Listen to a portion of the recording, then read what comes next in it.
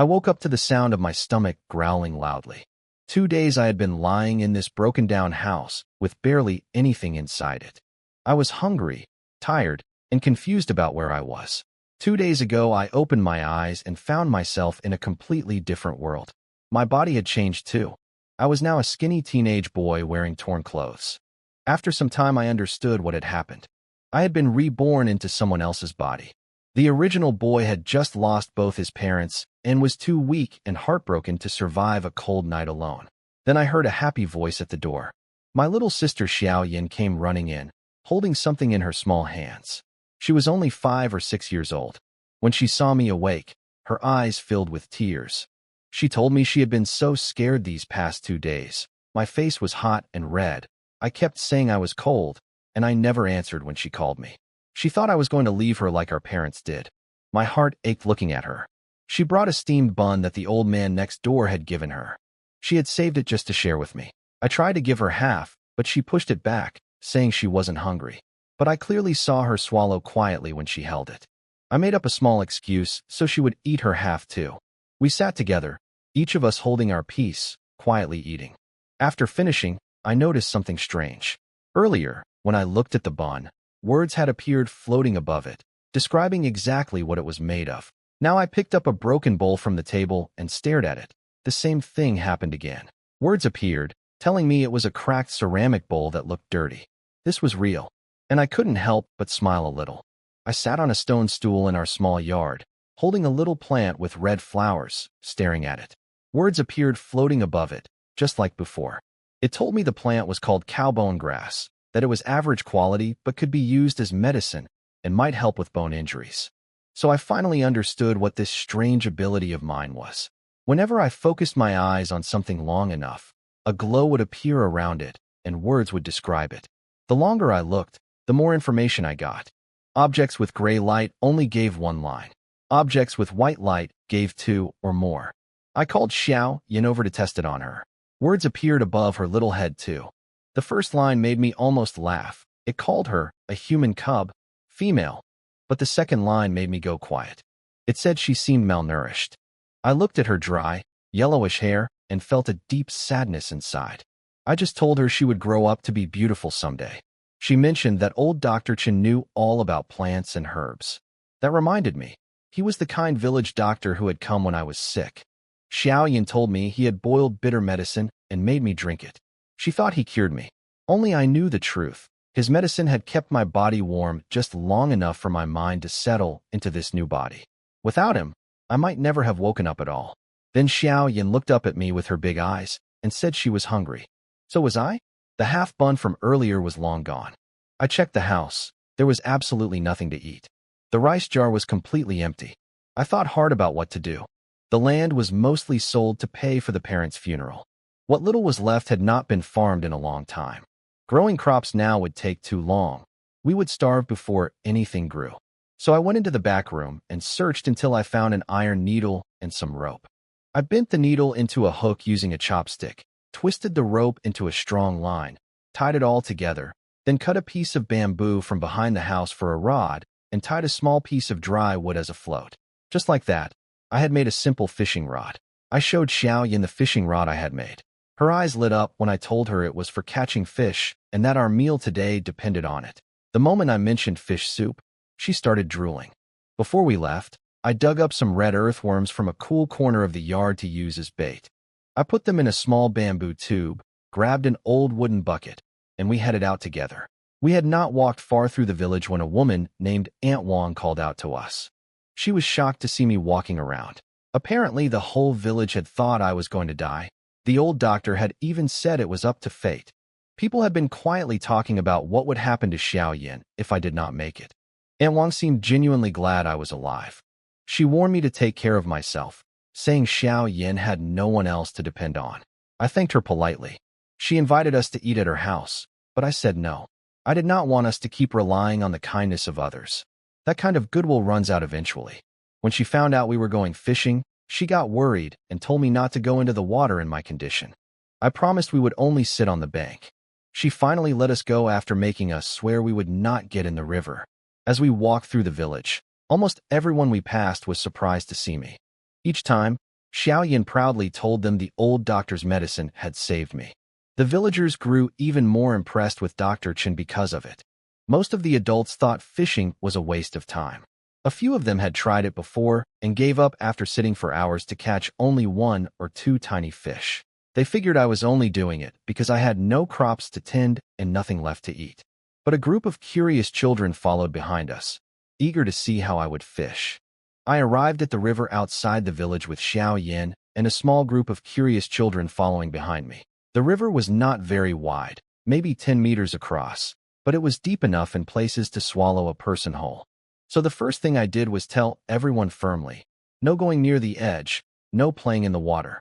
I told Xiao Yin to stay back and watch the wooden bucket. Before I started fishing, I walked slowly along the riverbank, studying the water. Choosing the right spot was the most important step. Back in my previous life, I was a serious fishing hobbyist, and I knew that no matter how good your skills were, if there were no fish where you cast your line, you would catch nothing. As I was looking around, my ability activated on its own. A gray glow appeared on the water's surface, and words told me it was an ordinary fishing spot where small fish gathered. It happened to be the exact spot I had already chosen myself. I felt quietly proud. My experience had led me to the right place even before the ability confirmed it. Encouraged by this, I kept walking and scanning the river with my ability on purpose. I found 2 more spots. One of them glowed white, which I now understood meant a higher grade. The words described it as a place where wild fruit often fell into the water, attracting larger fish, and hinted at the possibility of a surprising catch. After finding all 3 spots, I stopped searching.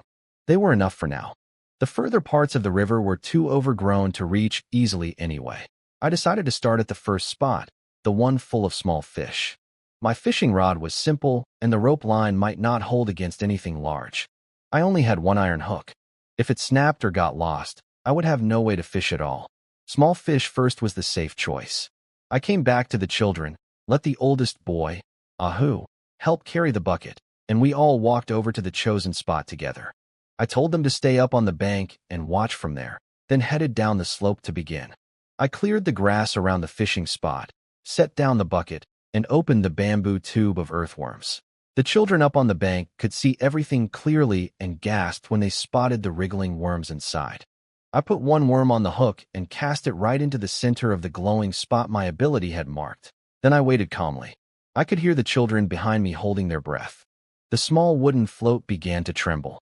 I stayed still. Then it suddenly dipped sharply underwater, and I pulled the rod up fast. A small white fish flew out of the water and landed on the hook. The children erupted in excited whispers. Xiao Yin jumped up and down, shouting that I had caught a huge fish. I smiled to myself, relieved my skills had not gotten rusty on the very first cast. My ability showed me the fish glowed gray, with words confirming it was edible and good for nutrition. That was all I needed to know. Today we would eat. After that, I fell into a steady rhythm.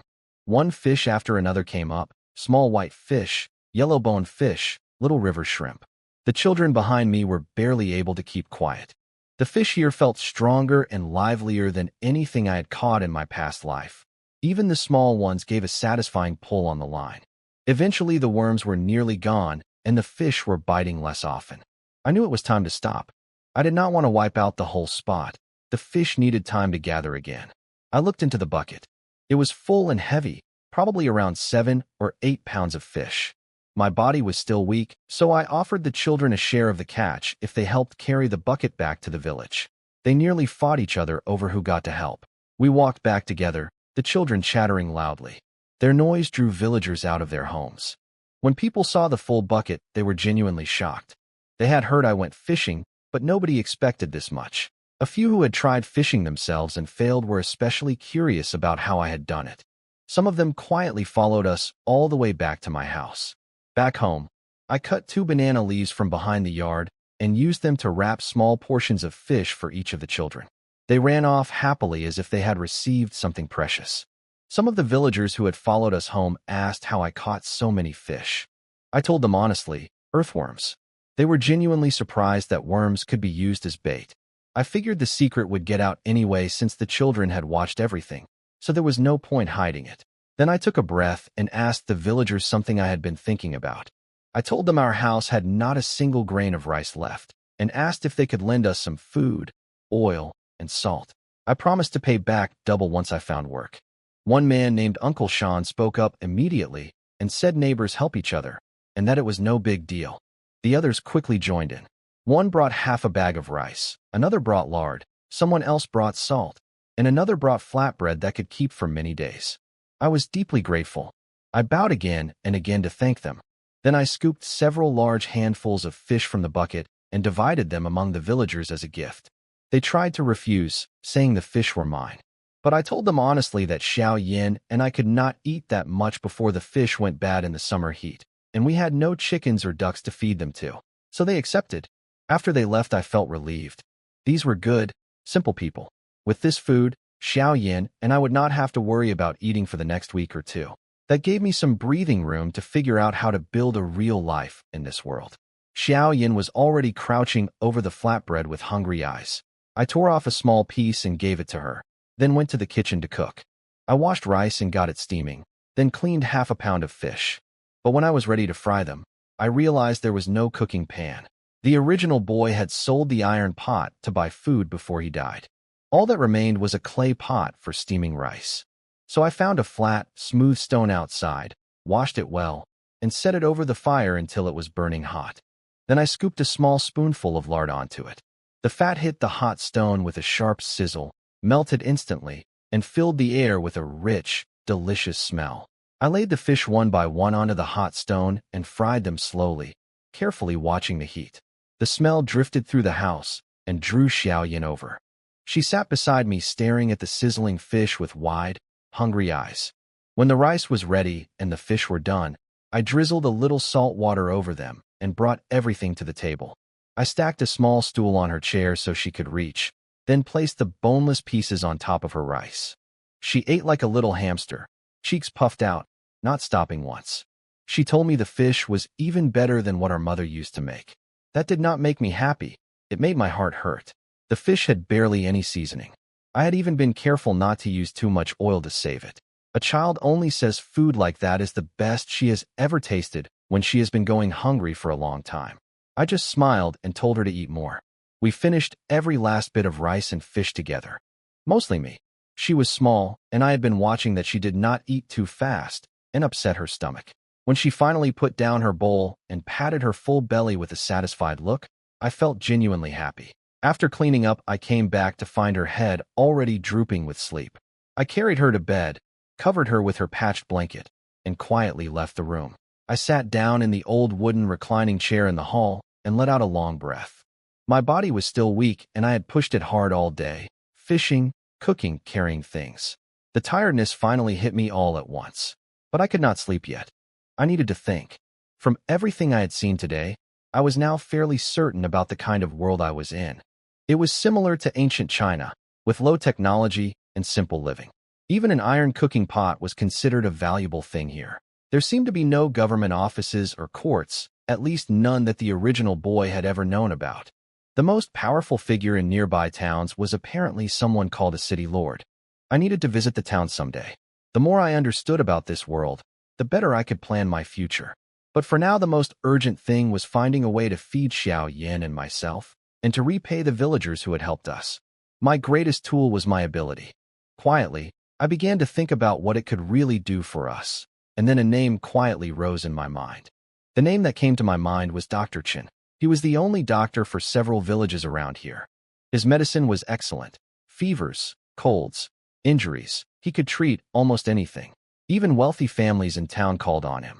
The villagers respected him deeply. But what struck me as strange was something the original boy had never thought about. Dr. Chen was clearly quite old, yet his body was strong and healthy. He regularly went alone into the deep mountain forests to gather herbs. These were not safe, gentle hills. They were wild, dangerous mountains full of poisonous insects, snakes, and fierce animals. Even experienced hunters avoided going too deep. Yet this old man came and went freely. That was not normal.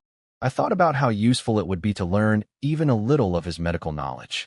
My ability could identify any plant or object instantly. Paired with medical skill, that combination could give Xiao Yin and me a real future.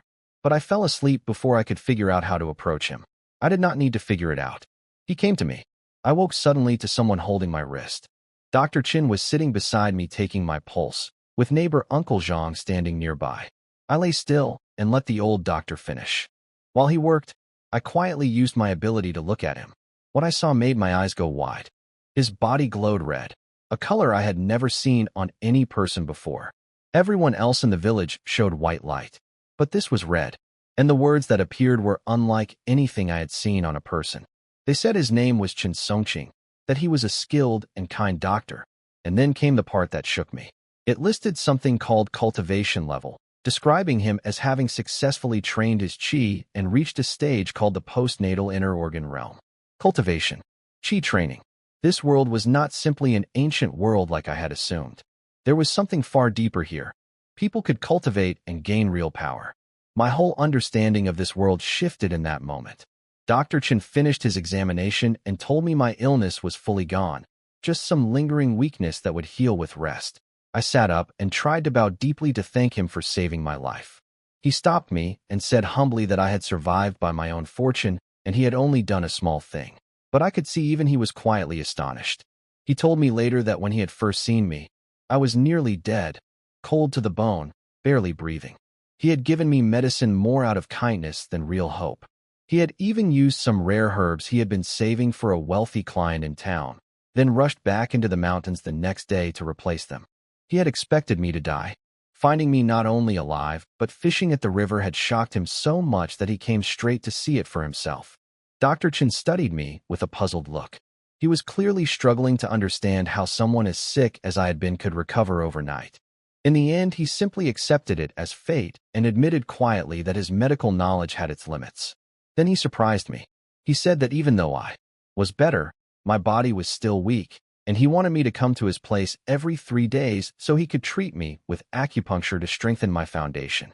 Uncle Zhang immediately told me to thank him, saying the old doctor almost never offered this to anyone. I hesitated and told him honestly I had no money to pay.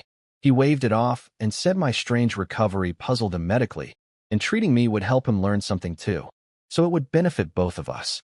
I accepted gratefully. Honestly, I had been worrying about how to get close to him, and now the reason had landed right in my lap. Before they left, I ran to the kitchen and came back with 2 bowls of the small fish I had caught. Uncle Zhang immediately scolded me for telling the whole village about the earthworm bait, saying I should have kept it secret so others would not fish the river empty. I told him not to worry.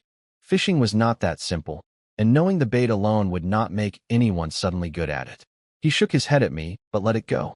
Dr. Chen said nothing about the bait, but I noticed he accepted the fish without refusing.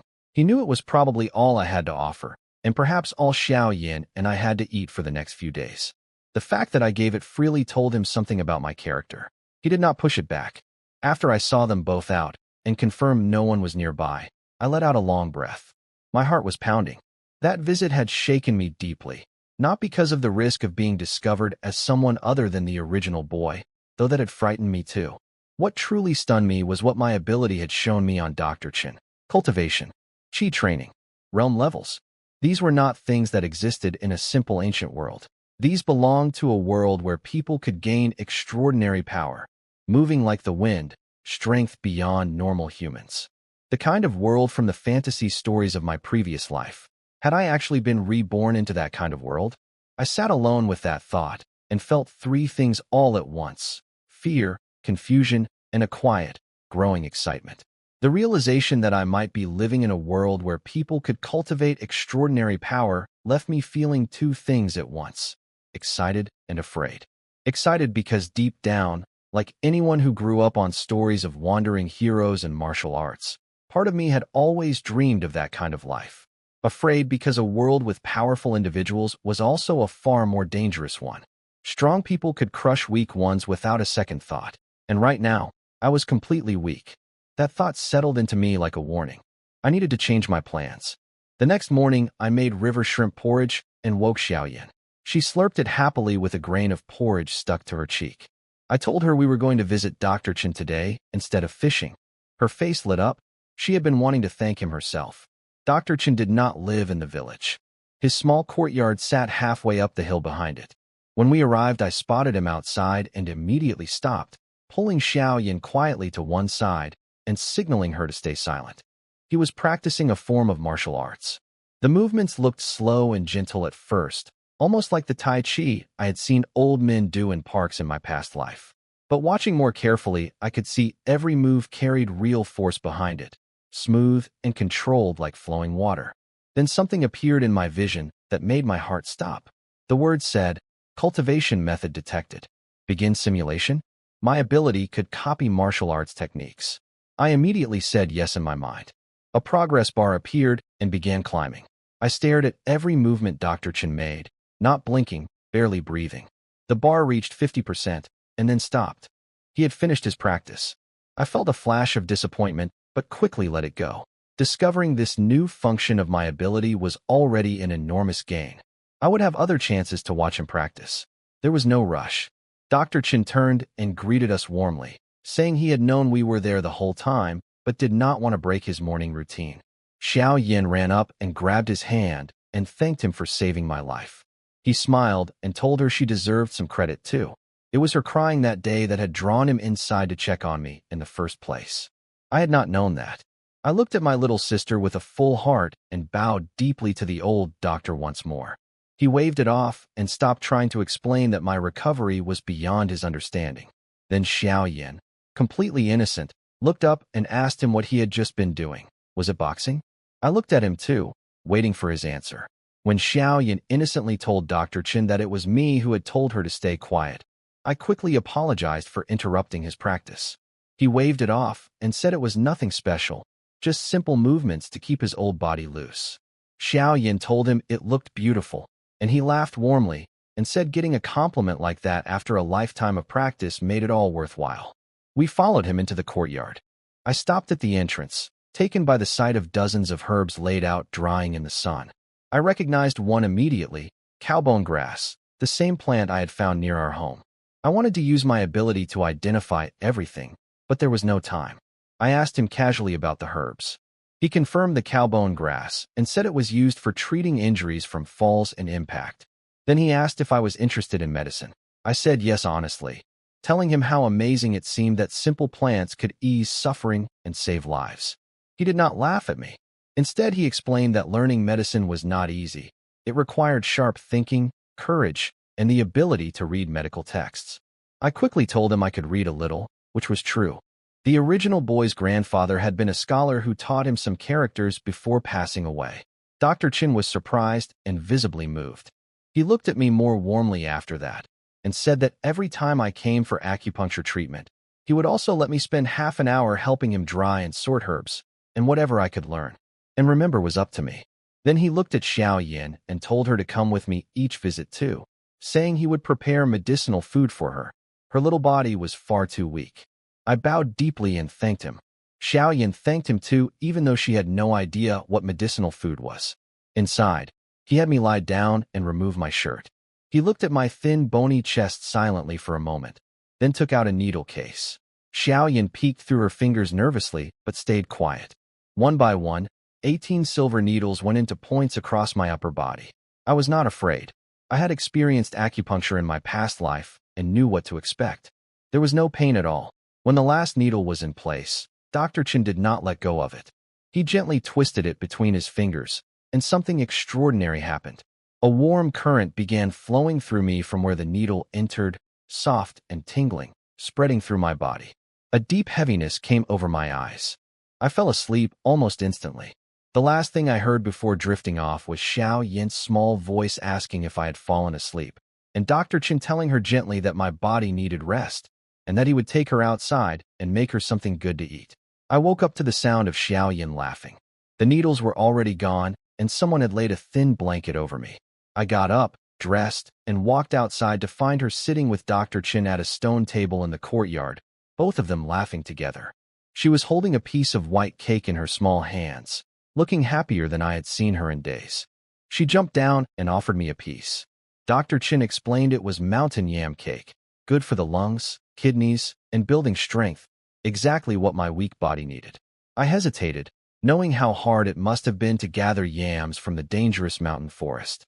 But he spoke so casually about it that refusing further would have been rude.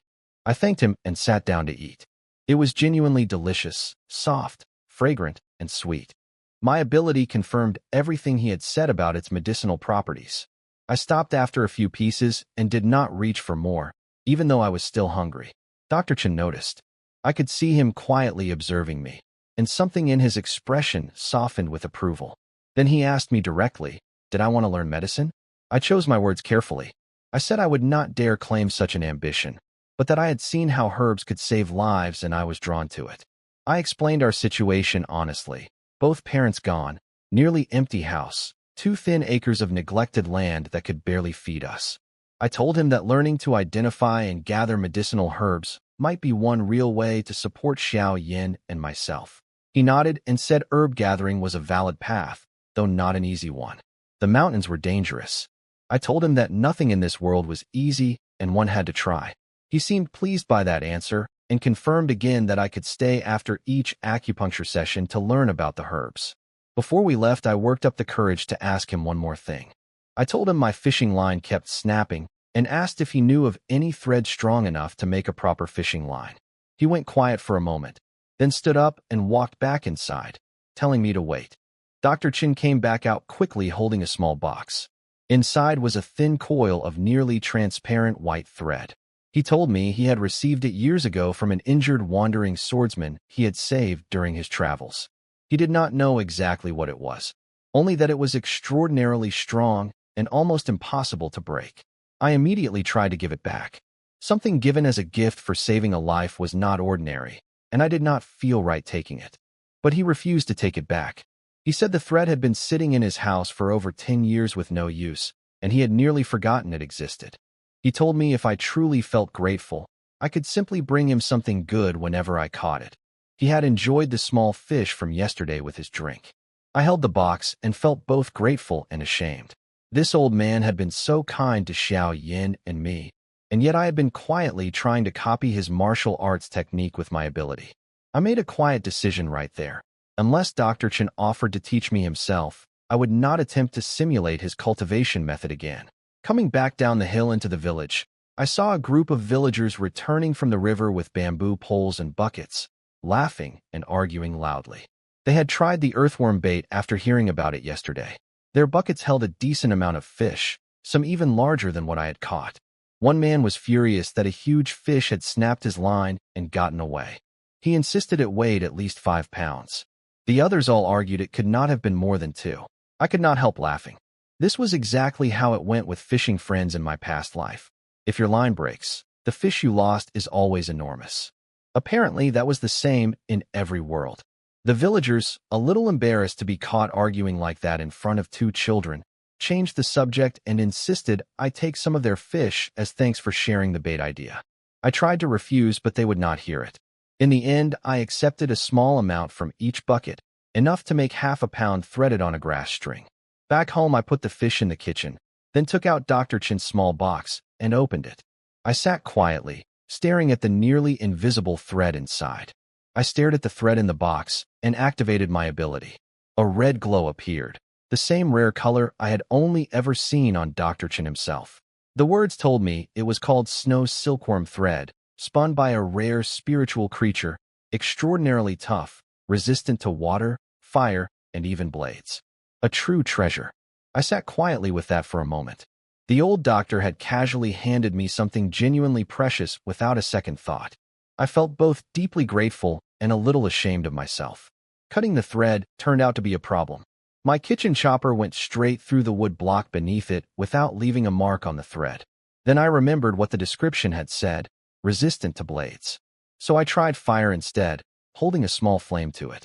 It held for a full 5 minutes before finally burning through. That was enough. I could work with fire.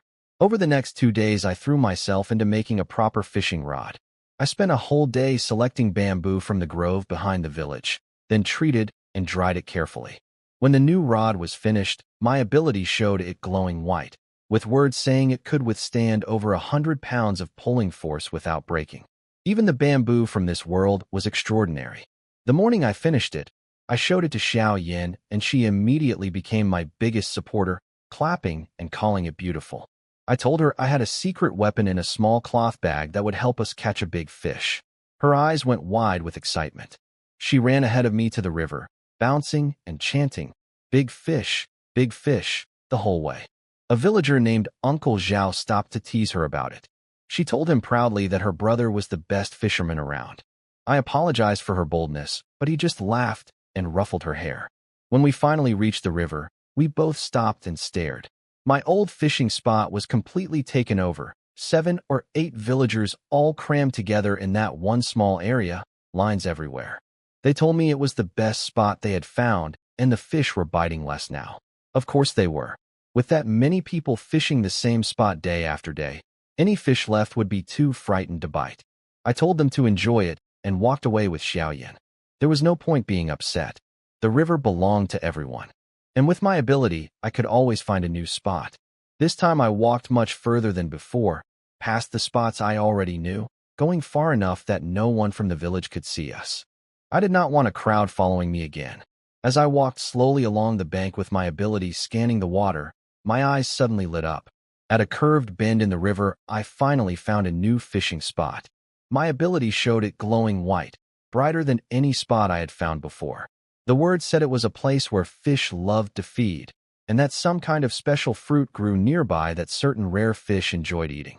I looked up at the bank and spotted several strange trees with small red fruits the size of a fingertip.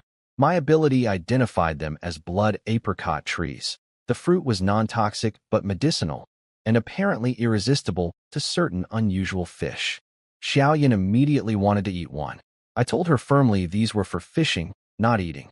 I cleared the surrounding grass with my knife, settled into position, and started with earthworms to secure our food supply first. The very first cast barely hit the water before the float was already moving. Small white fish came up one after another easily. Then after a few catches, the biting suddenly stopped completely. I knew what that meant from experience. Something larger had moved in below and scared the small fish away. I swapped to corn kernels I had borrowed from Aunt Wang that morning.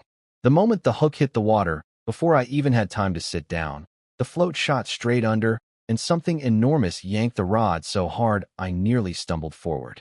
For the next half hour I fought that fish. It ran, I gave line. It tired, I pulled back. My arms burned, but the rod held perfectly, just as my ability had promised. Xiaoyan crouched nearby, squeezing her tiny fists, whispering encouragement too quietly to scare the fish away. When the fish finally surfaced, I could see it was over a meter long, covered in neat shining scales like armor plates. Xiaoyan gasped and said it looked taller than her. She was right. I had no net, so I carefully reached down and lifted it out myself. My ability identified it as a cyan armor fish, a dominant river species. But what truly excited me was the next line.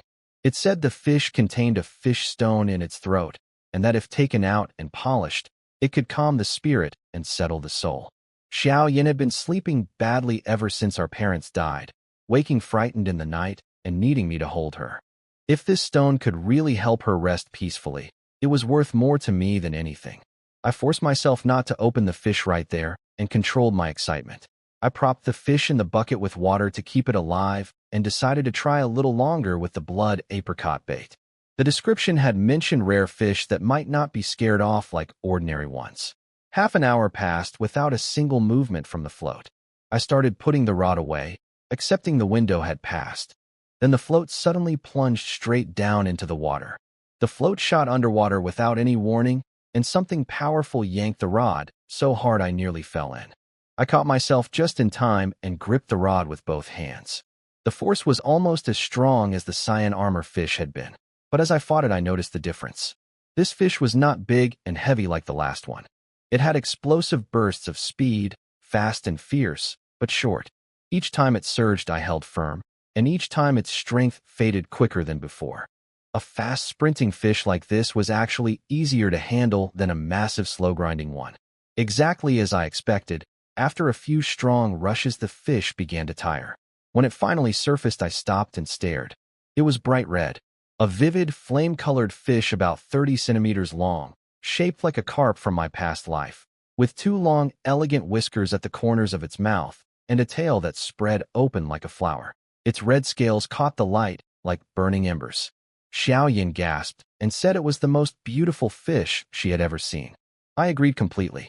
My ability revealed it was called a red moon carp, a rare fish carrying a trace of spiritual essence, with extraordinarily delicious and nourishing flesh, scales that could be used in medicine, and a faint possibility of evolving into something called a spirit fish if properly raised. Its glow was white with a thin thread of red mixed in, somewhere between the two grades I had seen before. 3 description lines. That meant something special. Most white-grade objects only got 2. The third line stayed in my mind. A chance to become a spirit fish. I wondered if that was related to the snow silkworm that had produced Dr. Chin's thread. Perhaps the silkworm was already at that higher level. But the second line mattered more to me right now. Extraordinarily nourishing and delicious. This was the perfect gift for Dr. Chin. I quickly moved the cyan armor fish out of the bucket and put the red moon carp in instead. It had been out of water for a while, but the moment it touched water again, it started swimming. Strong creature. My body was spent. 2 major fights in one session was enough. I twisted a grass rope, tied the cyan armor fish across my back, picked up the bucket in one hand and the knife and rod in the other. Xiao Yin insisted on helping, so I hung the worm tube around her neck and rested the fishing rod on her small shoulder. We walked back like that, me bent under the weight of a fish nearly as long as my sister, and her carefully carrying the rod with both hands, stepping slowly and seriously like she had been given the most important job in the world. When we passed the crowded fishing spot, all the villagers stopped and stared at us with their mouths open. When Xiao Yan and I passed the crowded fishing spot, every single villager stopped and stared with their mouths hanging open. One of them stuttered, asking what I had on my back. I told him it was a fish. That simple answer seemed to break something in all of them. A man named Wang Dan quickly offered to carry the cyan armor fish for me. I did not argue. My body was genuinely struggling. I thanked him and handed it over. When he actually lifted it, he yelped, saying it had to be nearly 20 pounds. He looked at my thin frame with clear disbelief that I had pulled it out of the water myself. Then someone noticed the red moon carp glowing in the bucket, and everyone crowded around. They had never seen a red fish before. One of the bolder villagers asked straight out where exactly I had been fishing. The others gave him disapproving looks for being so obvious about it, but he pretended not to care. I told them honestly, just a spot further up the river. Then I advised them not to bother going right now because after fighting 2 large fish, the whole area would be scattered and empty. Some of them nodded along, satisfied with the explanation. We walked back to the village with Wang Dan carrying the big fish. Behind us, I could hear the remaining villagers growing restless. They had been sitting there for 2 or 3 days catching only a handful of small fish, and I had shown up with 2 enormous ones after just a few hours. One by one, they started packing up, saying they would rather go back to the village and watch me clean the fish than keep sitting there for nothing. All of them left, except one man everyone called Old Zhao.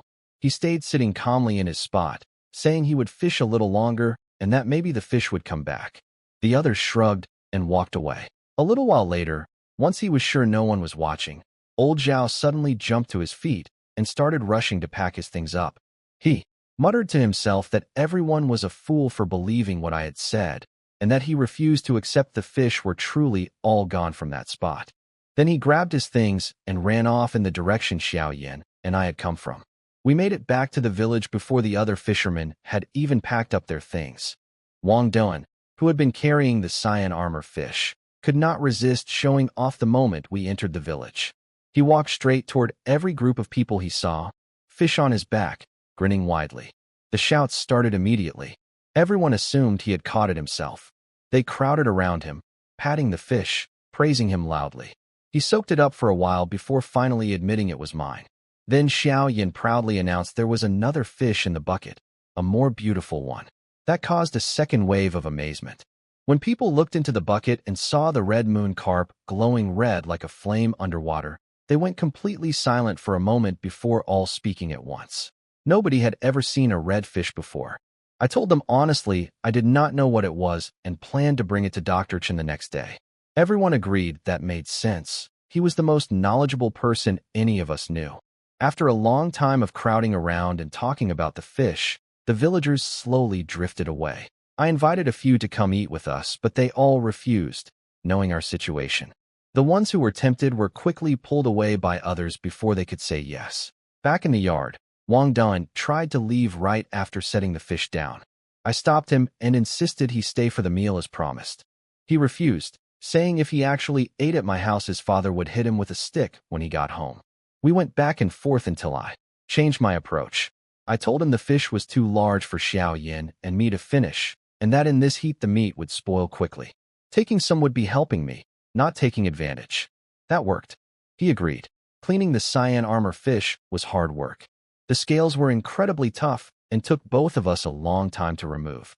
Once it was open, I set aside the organs.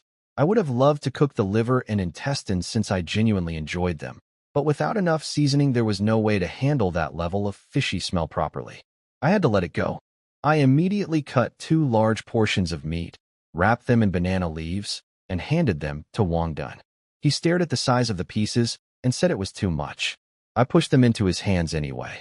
As he was leaving, he suddenly brightened up and suggested I take fish to the market to sell, then use the money to buy grain.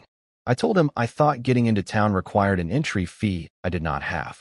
He laughed and said he was not talking about the city. He meant the large open market not far from our village. I blinked at him. A large market? After Wang Dan mentioned the market, I searched through my memories and found something.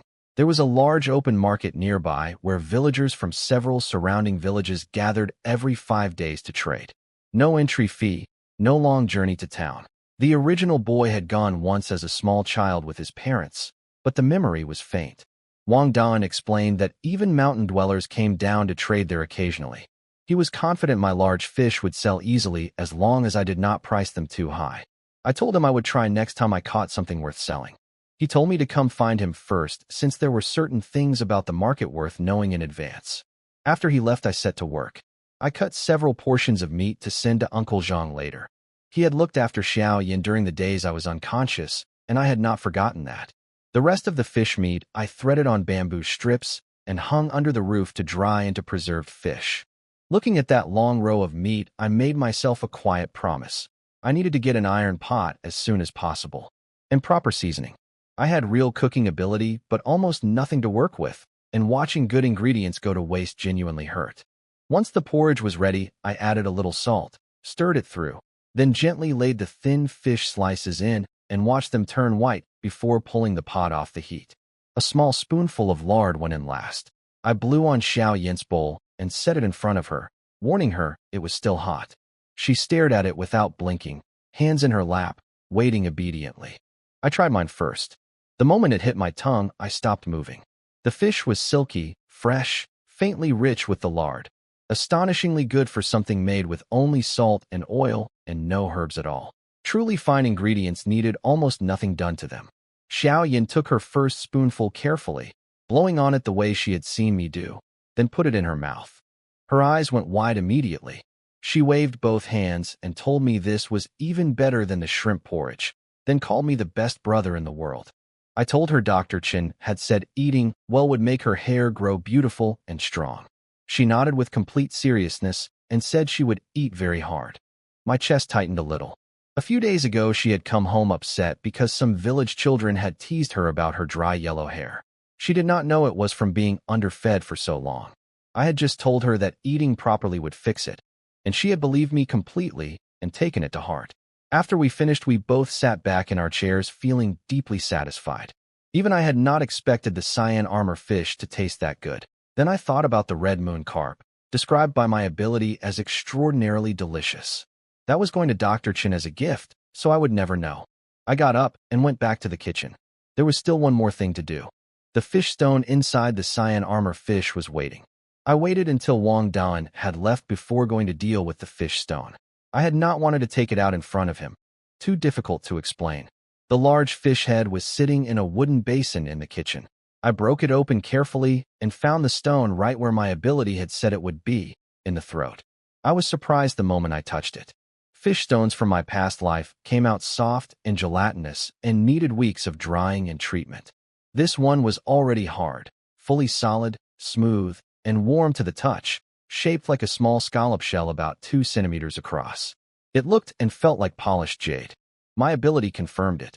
The stone had fully jade-fied, and wearing it close to the body would calm the spirit and settle the soul. I found a small tool and carefully drilled a hole through the thin end. It was hard but not as tough as real jade, so it did not take long. Then I twisted some remaining rope into a cord and threaded the stone onto it. I called Xiaoyan inside and dangled it in front of her. Her eyes went wide immediately. I tied it around her neck and told her that wearing it would stop her from kicking off her blankets at night, which was true in a deeper sense than she knew. I made the loop small enough that she could not pull it off over her head and lose it. She touched it over and over, completely delighted. It was the first piece of jewelry she had ever owned. That evening I cooked the fish head, half roasted over the stone, half simmered into soup. We ate until we were genuinely full.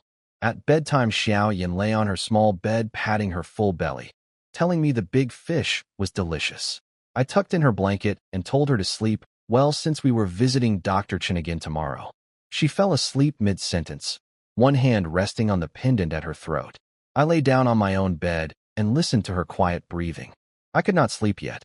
My mind was turning over the next day's visit to Dr. Chen, how to deepen his trust in me, and the market that Wang Dan had mentioned. The borrowed grain and oil would run out within days. I needed to find a way to earn money soon. The market felt like the right starting point, but I still did not know its rules or how it worked. Thinking it all over, my eyes gradually grew heavy and I drifted off. The house was quiet, both of us sleeping. Outside, a cool night breeze moved through the yard under a sky full of stars. Then a dark shadow leapt silently over the wall and moved toward the fish meat hanging to dry under the roof. That night, I slept more deeply than I had since arriving in this world. And for the first time since our parents died, Xiaoyan did not wake up crying in the middle of the night. The fish stone pendant was already working. She was actually the one who woke me up in the morning. After I helped her dress and wash her face and tied her hair into 2 small bunches, I started brushing my own teeth with a willow stick. My eyes drifted lazily toward the roof, and then I stopped. The 2 bamboo strips where I had hung the fish meat were empty. Someone had stolen the fish. My first thought was a villager, but I dismissed it quickly. Nobody in this village was desperate enough to steal 2 pieces of fish, especially after refusing my invitation to eat for free just yesterday. And whoever took it had yanked the meat off roughly. No careful thief would make that kind of noise. I searched around and found small flower-shaped muddy prints on the wall and the ground. My ability showed them glowing white and told me they belonged to some kind of mysterious small animal with sharp claws, a wild creature from the mountains behind the village. That made much more sense. I felt relieved it was not a person. I just needed to be more careful closing up at night. Then I suddenly remembered the red moon carp and ran to the kitchen in a panic. It was fine. I had covered the basin with a wooden board and a heavy stone the night before. I let out a long breath. I did not mention any of this to Xiaoyan. We ate breakfast and headed up to Dr. Chen's place, with the red moon carp in the bucket. I deliberately left a little later than last time. I did not want to arrive while he was still practicing his martial arts and be tempted to use my ability to copy his technique again. He had been far too good to us for me to repay him that way. The timing worked perfectly. When we arrived, he was just finishing his practice, slowly settling into his final stance. Xiaoyan ran to him immediately, and he scooped her up with a warm laugh. Then she proudly told him about the giant fish, waving her arms to show how big it was.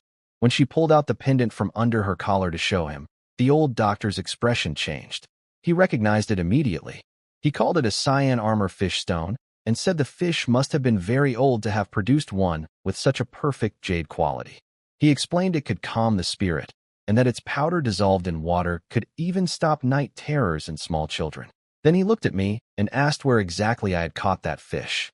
When Dr. Chen asked where I had caught the fish, I told him simply, the river outside the village. He was surprised that such an old cyan armor fish could live in such a small river, but reasoned that nobody in the surrounding villages fished much, so it had been left alone to grow. Then I cleared the leaves from the bucket and showed him the red moon carp. His expression changed the moment he saw it. He set Xiaoyan down and leaned in close, studying the fish carefully before confirming what it was. He looked at me with genuine astonishment and asked how I had possibly caught one. He explained to both of us that the red moon carp was one of the rarest fish in the world, famous across the land for its extraordinary flavor, considered one of the 10 greatest delicacies in existence. He had tasted it once at a wealthy nobleman's banquet, and the memory clearly still stayed with him. I told him it was meant as a gift for him. He immediately refused, then told me what one of these fish could sell for in the city. 100 silver taels. I genuinely went still for a moment. In this world, 1 silver tael could feed a family of 3 for a month. The entire Lu family at its most prosperous had probably never held 10 taels at once. Dr. Chen told me he would take the fish to the city and sell it on my behalf, and that the money should go toward our living expenses. I tried to insist he keep it. He laughed warmly and refused again. We agreed that whatever it sold for, the cost of the medicine he had given me would come out first. He agreed to that, though he quietly said nothing about the fact that the rare herbs he had added to that medicine were worth nearly as much as the fish itself.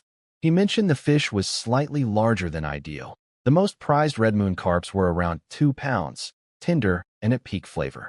Mine had grown past that, so the price would be somewhat lower. Even so, I was not going to complain. After the acupuncture session, which was shorter than the last one, I woke to find Xiao Yin and Dr. Chen already chatting and laughing outside over another plate of mountain yam cake. When I joined them and had eaten a few pieces, Dr. Chen stood and invited me inside. He came back holding a book and placed it in my hands, a copy of the 100 Herbs Classic, filled with the names, illustrations, and growing habits of medicinal plants. He told me to study it, compare it against the herbs drying in the yard, and ask him anything I did not understand. I was stunned. Books in this world were genuinely precious. Paper and ink both cost money, and most village families never owned one at all. I took the book outside to a quiet corner and opened it.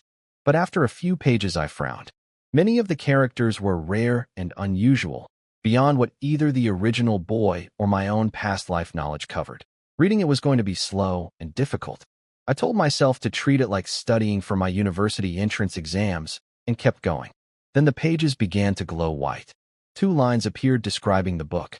Then a 3rd line appeared that stopped me completely. It asked, "Do you wish to download it?" I stared at the words floating above the book. "Do you wish to download it?" I chose yes without hesitating. A progress bar appeared but did not move. I quickly understood. I needed to actually read through the pages. As I turned each one, the bar climbed steadily until it hit 100%. Then a new prompt appeared asking if I wanted to learn the contents. I said yes again. The next moment, a flood of information poured through my mind, settling in like something had been poured directly into my memory. Names, appearances, growing habits, medicinal uses, hundreds of herbs, all absorbed and understood within moments.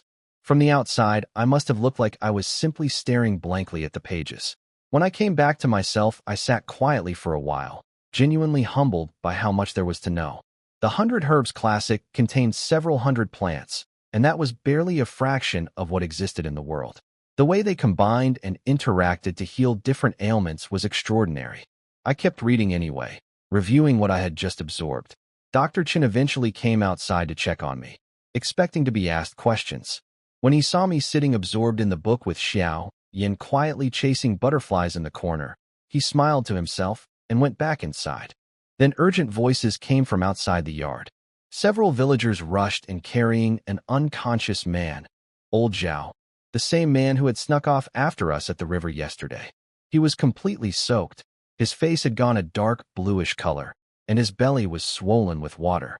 Dr. Chen immediately took charge, cleared the yard, and checked that nothing was blocking the airway.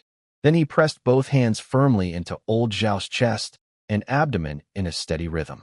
Each press brought up a gush of dirty water. After more than 10 careful compressions, old Zhao suddenly coughed, then opened his eyes. The watching villagers erupted in relieved shouting. I moved quietly to Wang Dan, who had stepped back near me, and asked what had happened. He told me old Zhao had gone alone to fish, at the spot where I had caught the big fish yesterday. They heard him shouting, ran over, and found him already in the river being carried downstream, barely keeping his head above water. When they pulled him out, he was still gripping his fishing rod tightly, but the line had snapped. I went quiet for a moment.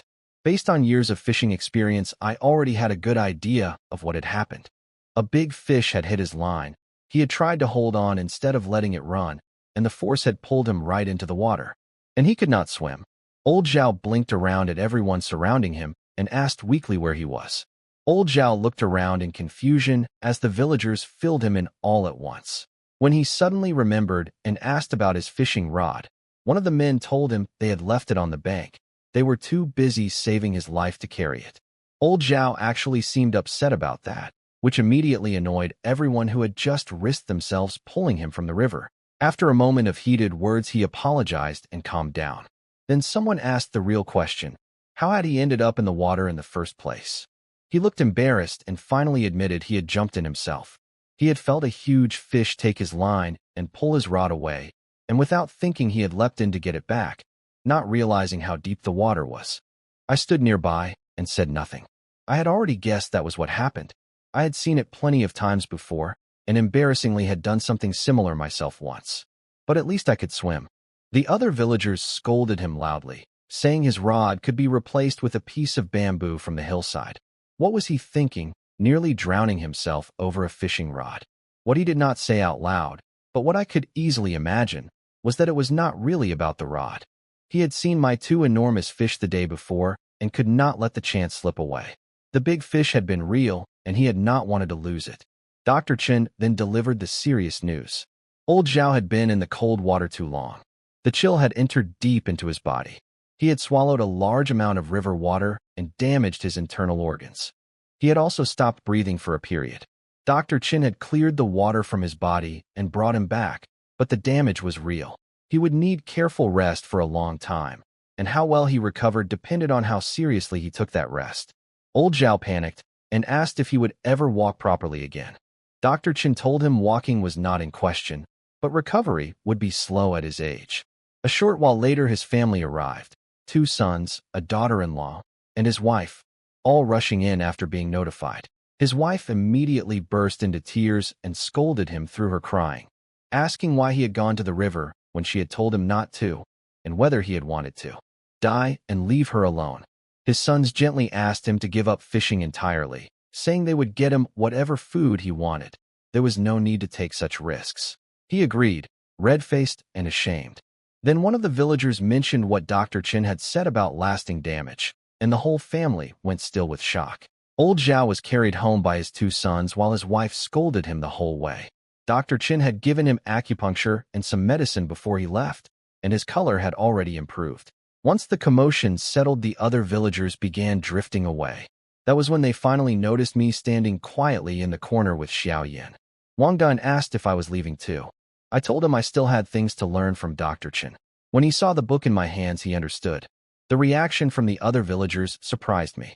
I expected jealousy, and there was some, but it was much milder than I anticipated. Instead, most of them seemed genuinely pleased and even encouraging. One older man patted my shoulder and told me to learn everything the old doctor knew. I nodded, a little confused. After everyone left, Dr. Chen came to stand beside me. He seemed to know exactly what I was puzzling over. He asked if I was wondering why the villagers wanted me to learn medicine rather than resenting it. Then he told me something I had not known. Before he arrived 10 years ago, there had not been a single doctor in any of the surrounding villages. When people got sick, they boiled whatever herbs they recognized, visited local folk healers, or simply endured the illness and hoped it passed. Only when things became truly desperate did anyone attempt the long, costly trip to the city doctor. And by that point, a small illness had usually become a serious one. Many people died every year from conditions that could have been treated early. Dr. Chen had been traveling through the area when he saw how many people were suffering with nowhere to turn. He stopped to help, intending to stay only briefly. 10 years passed. He said quietly that he had never cured everyone, but at least people now had somewhere to go before a small problem became a deadly one. I sat with that for a moment. This old man had quietly given a decade of his life to people who had nothing to offer him in return. Then I understood why the villagers reacted the way they did. They were not jealous of me learning medicine. They were hopeful. They had lived through years of having no doctor, and they were afraid of going back to that. If Dr. Chen was ever gone, they needed someone who could help them. I asked him if he was bothered by people whispering about what would happen when he died. He laughed and said it was only human nature, and that he was indeed very old. I thought about the red cultivation glow I had seen on him and said nothing. Then Dr. Chen looked at me directly and asked a question I had not expected. He asked if I would like to learn medicine from him properly. I stared at Dr. Chen, not sure I had heard correctly. He wanted me to learn medicine properly as his student? He explained that the village elder's words earlier had reminded him of something real. The village needed a doctor for the future, and I was the only young person in the area who could read. He wanted to give me the chance. But he added a condition. Medicine required real ability. If within 1 month I could memorize all the herb names and medicinal properties in the 100 Herbs Classic, he would officially take me as his apprentice.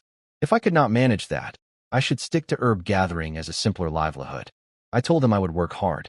Inside I was quietly laughing. I had already memorized the entire book, but I could not show that. If I recited it perfectly right now, he would be alarmed, not impressed. I needed to let him see progress gradually, at a pace that felt believable. So I spent the rest of the session asking him questions about difficult characters and unusual herb names, letting him explain things I already understood and pretending to absorb them slowly. It was genuinely tiring work, acting less capable than I was. But Dr. Chen seemed pleased, remarking more than once that my memory was impressively sharp. Before we left, he told me not to wait 3 days, come back tomorrow. He did not want me forgetting what I had learned. Xiao Yin immediately asked if that meant she could come back tomorrow too. He laughed and said he would make her a new kind of cake to try. Walking back down the hill, I felt genuinely happy. The red moon carp would bring in real money once Dr. Chen sold it in the city. I now knew blood apricot fruit attracted them, which meant I could catch more. And most importantly, I had been offered the chance to study medicine properly. By the time Xiao Yin and I reached the village, word had already spread everywhere. A group of villagers were gathered under the big tree at the center of the village talking about it. They were not jealous, they were hopeful. They remembered the years before Dr. Chen arrived, when people got sick and simply had to endure it alone, and sometimes did not survive. Having someone new learning medicine meant they might never have to go back to those days. Then someone called out that we were coming, and everyone turned to look at us. When Xiao Yin and I returned to the village, the crowd under the big tree greeted us warmly. One elder told me to study hard. Others said to come to them if I ever needed help. I looked at their sincere faces and felt something settle quietly inside me. Before leaving Dr. Chen's place, he had told me why he had chosen our village to settle in all those years ago. In decades of traveling, he had lived in hundreds of villages, rich ones, poor ones, kind ones, suspicious ones. Ours was rare. The people here helped each other naturally, without resentment, and disputes never hardened into lasting hatred. That simple goodness had made him stay. Standing there looking at the villagers' faces, I felt genuinely grateful to have been reborn here rather than somewhere harder. Back home, I sent Xiao Yin to play and sat down with the 100 Herbs Classic again. Now that I knew the red moon carp would bring real money once Dr. Chen sold it, the urgency around earning had eased a little. What mattered most right now was passing his test. A few villagers came by wanting to ask about fishing techniques after seeing yesterday's catch, but when they saw me reading, they quietly left without disturbing me. Dinner was fish again with some wild vegetables I picked from the yard. Once it got dark, I put the book away. We could not afford lamp oil. Even so, after a full afternoon of review, I felt completely confident. If Dr. Chen tested me right now, I could pass easily. At bedtime, Xiao Yin announced she was not sleepy and refused to close her eyes. I tried to reason with her, but she just asked for a story, specifically the one about the little monkey that I had started telling her 2 nights ago when she woke up crying. I sighed and gave in.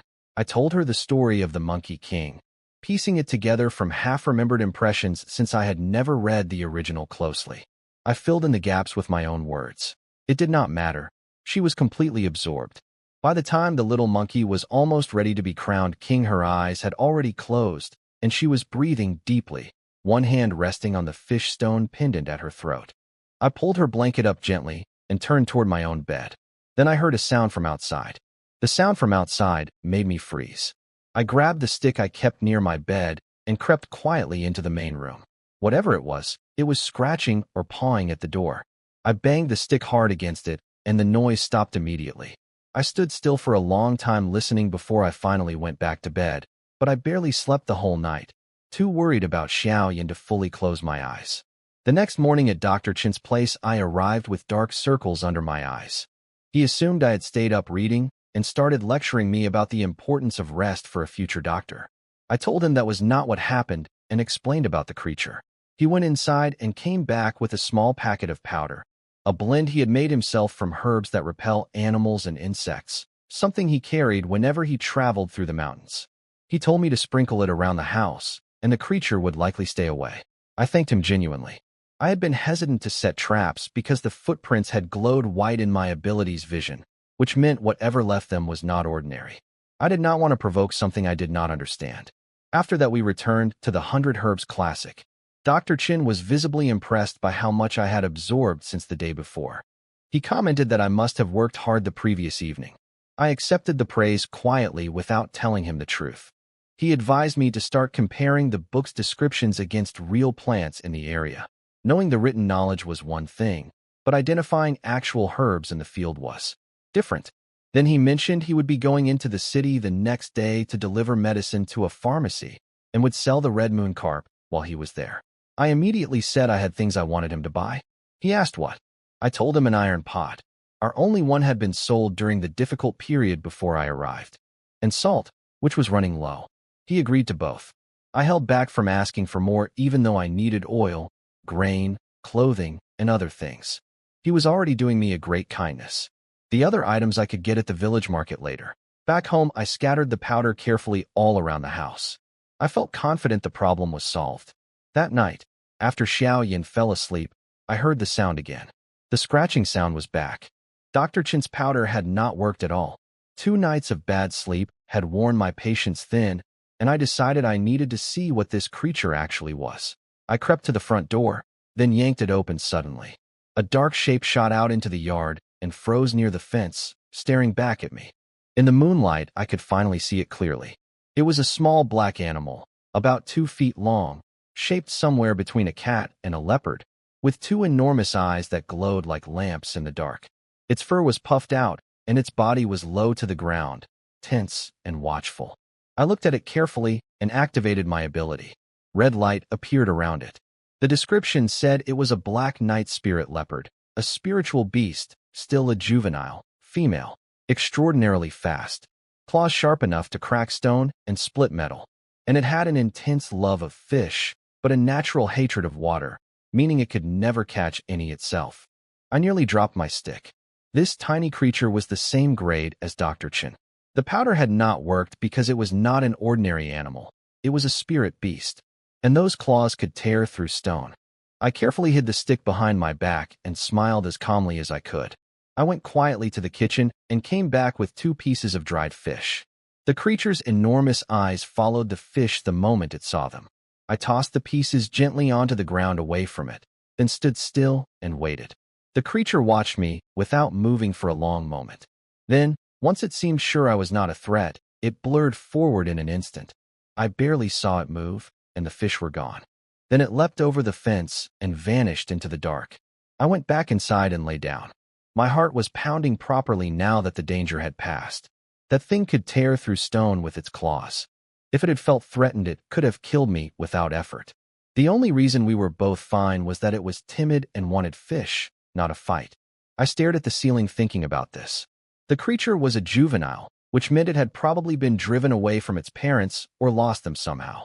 And I had a strong feeling it would come back, which meant I could not put fishing aside the way I had been planning to. I needed to keep catching fish, not just for myself and Xiao Yin, but apparently now for a red-grade spirit beast that had decided my house was worth visiting. I let out a long, tired sigh in the dark. That night, I finally slept well.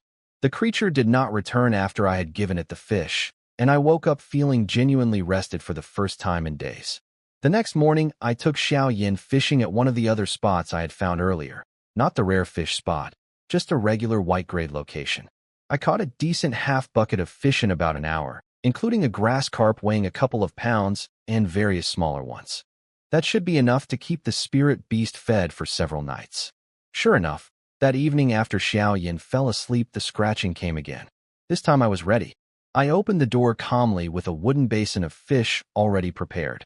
The creature was standing in the middle of the yard, much calmer than the night before, still watchful, but not puffed up with fear. I set the basin down gently, stepped back inside, and waited. It darted forward in a blur, grabbed the largest fish, and disappeared. A few minutes later, it came back for another. I watched for a while, then went to bed, leaving it to eat in peace. When I checked in the morning, the basin was empty. More than 2 pounds of fish, all gone. The little creature had quite an appetite. I put it out of my mind, packed some fresh small fish as a gift for Dr. Chin since he had mentioned enjoying them, and headed up the hill with Xiao Yin. Dr. Chen had just finished his morning exercises. He asked right away if the powder had kept the animal away. I told him honestly it had not worked at all. The creature had come back both nights. He was genuinely surprised, saying nothing should be able to ignore that mixture. I described what I had done instead, leaving fish out for it. He asked me to describe the animal. I told him it was black, about 2 feet long, with white paws and a white patch at the throat. He thought carefully, then shook his head. In all his decades of traveling, he had never seen or heard of an animal matching that description. I hid my surprise. Even he did not know what it was. He said that since the creature showed no aggression and only wanted food, there was no need to drive it away. I agreed, and privately I had no intention of trying anyway, given what my ability had told me about those claws. Xiao Yin had been listening and immediately asked if she could see the creature next time I fed it. I told her it only came after she was asleep. She looked a little hurt and asked if it disliked her. I told her it was probably just shy and would come around once it felt more comfortable with us. Then I handed Dr. Chen the fish, and he told me the things I had asked him to buy were already inside waiting for me.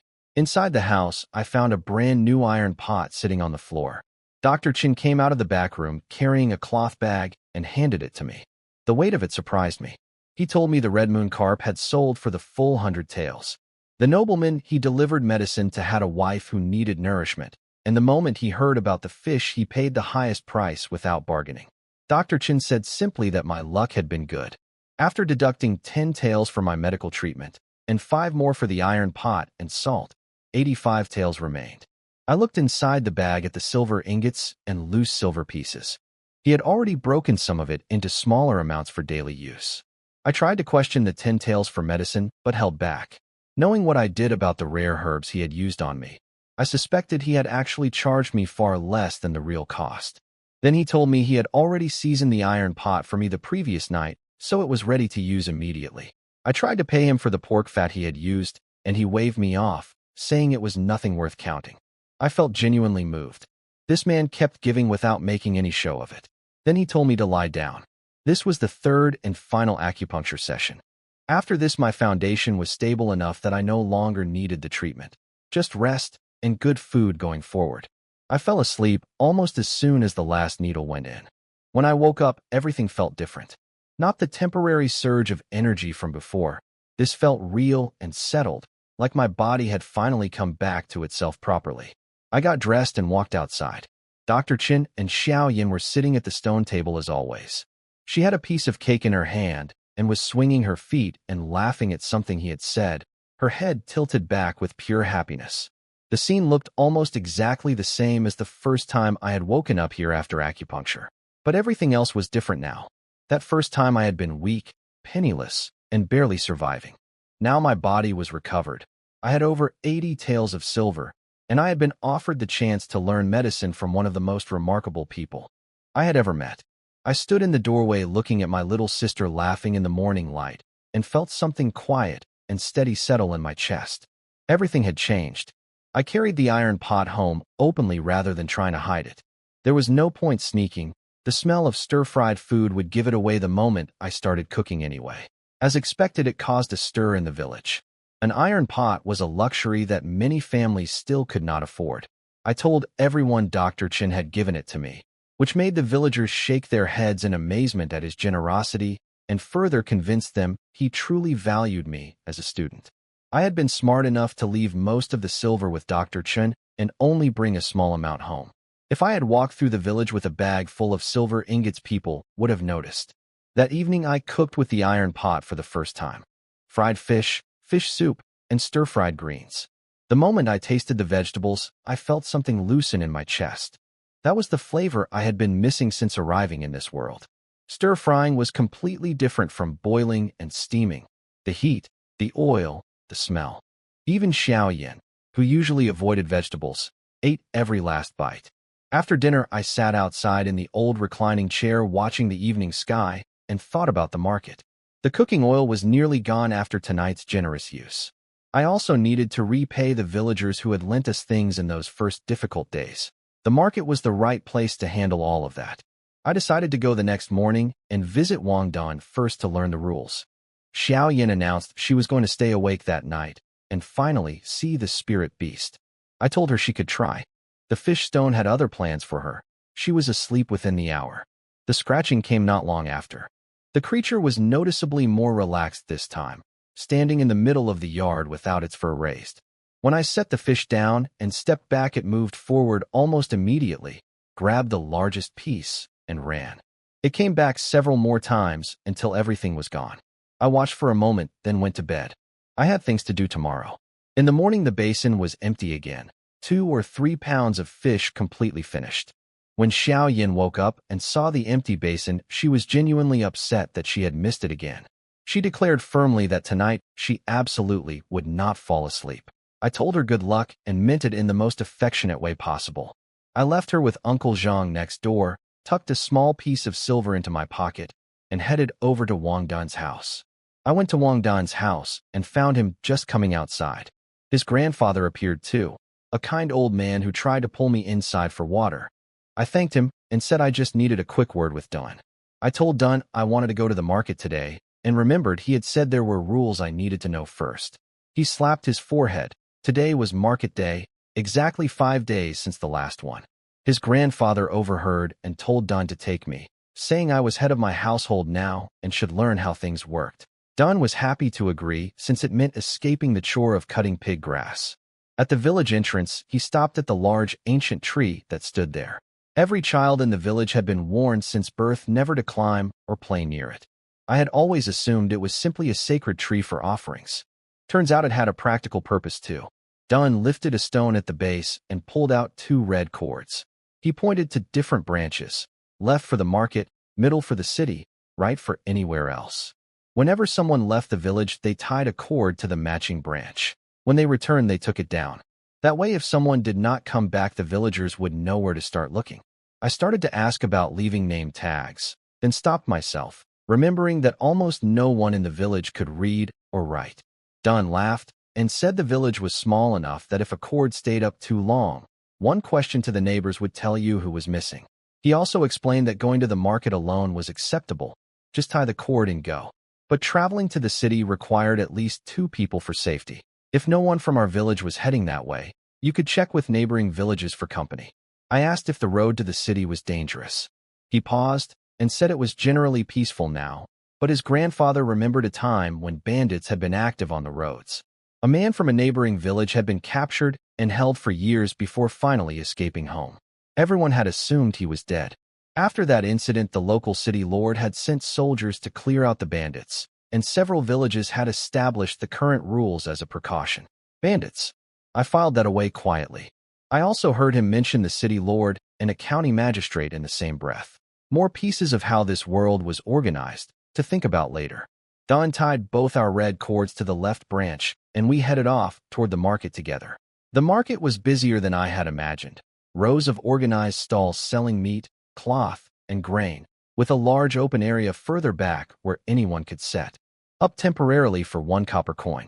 Wang Dan pointed out the man in charge of collecting the temporary stall fees, a lean middle-aged man in blue cloth named Master Ma.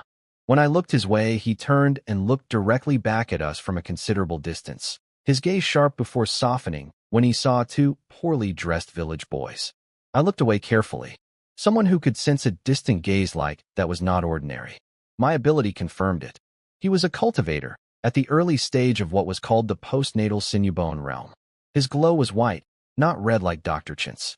So they were both cultivators, but at different levels. The inner organ realm was apparently higher than the sinew bone realm. I filed that away and kept moving.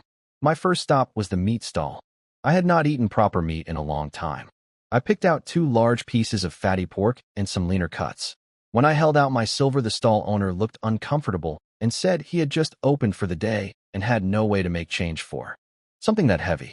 Wang Dan pulled me aside in a panic and whispered that nobody came to the open market with silver. Everything here ran on copper coins. I told him I had no copper, only this piece of silver, and I had a lot of things to buy.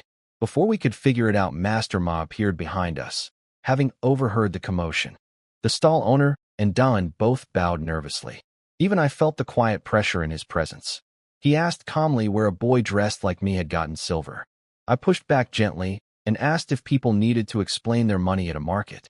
He smiled and apologized, saying he was simply surprised. I hesitated, then told him it came from my teacher. He asked who my teacher was. I said I did not know his formal name. People just called him the old Dr. Chin. Master Ma's expression changed completely. Master Ma's expression shifted the moment I mentioned Dr. Chin. The confidence drained from his face, and he became notably more careful. I told him I was only a beginner student learning about herbs, not yet able to treat patients. He seemed to relax slightly at my humility and offered to pay for my meat as an apology for questioning me. I refused. He offered again. I refused again. Wang Dan was silently screaming beside me. It was a lot of free meat, but he trusted me enough not to interfere. Master Ma tried a different approach and offered to break my silver into copper coins instead, since no one at the market used silver for ordinary purchases. That I accepted. It was a practical offer with no obligation attached. He weighed the silver, said it was about 6 chien, worth roughly 600 copper coins, then handed me a cloth bag. I counted every coin in front of him without embarrassment. He watched me count, and I could see him revising his opinion of me upward. Most village people could barely count past 100. There were 650 coins inside. I pointed out the extra 50. He said the silver was high quality and the extra was fair. I thanked him and accepted it. I had already refused him several times. Refusing again would have been rude and unnecessarily cold. After he left, Wang Dan let out a long breath and told me that was the most politely he had ever seen Master Ma treat anyone. I bought the pork. The stall owner knocked off a few coins once he heard I was Dr. Chin's student, saying the old doctor had once saved his wife's life.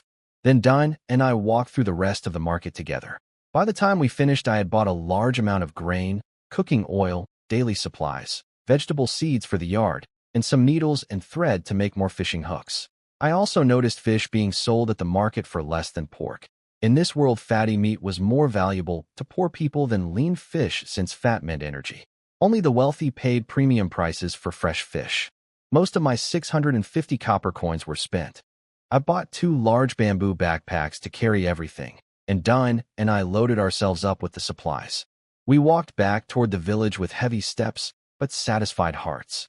Our large purchase at the market had drawn some attention. I was aware of this and stayed alert on the walk back, but nothing happened, and we made it to the village without incident. We untied the red cords from the tree, put them back under the stone, and carried everything to my house. What I did not know was what happened after we left.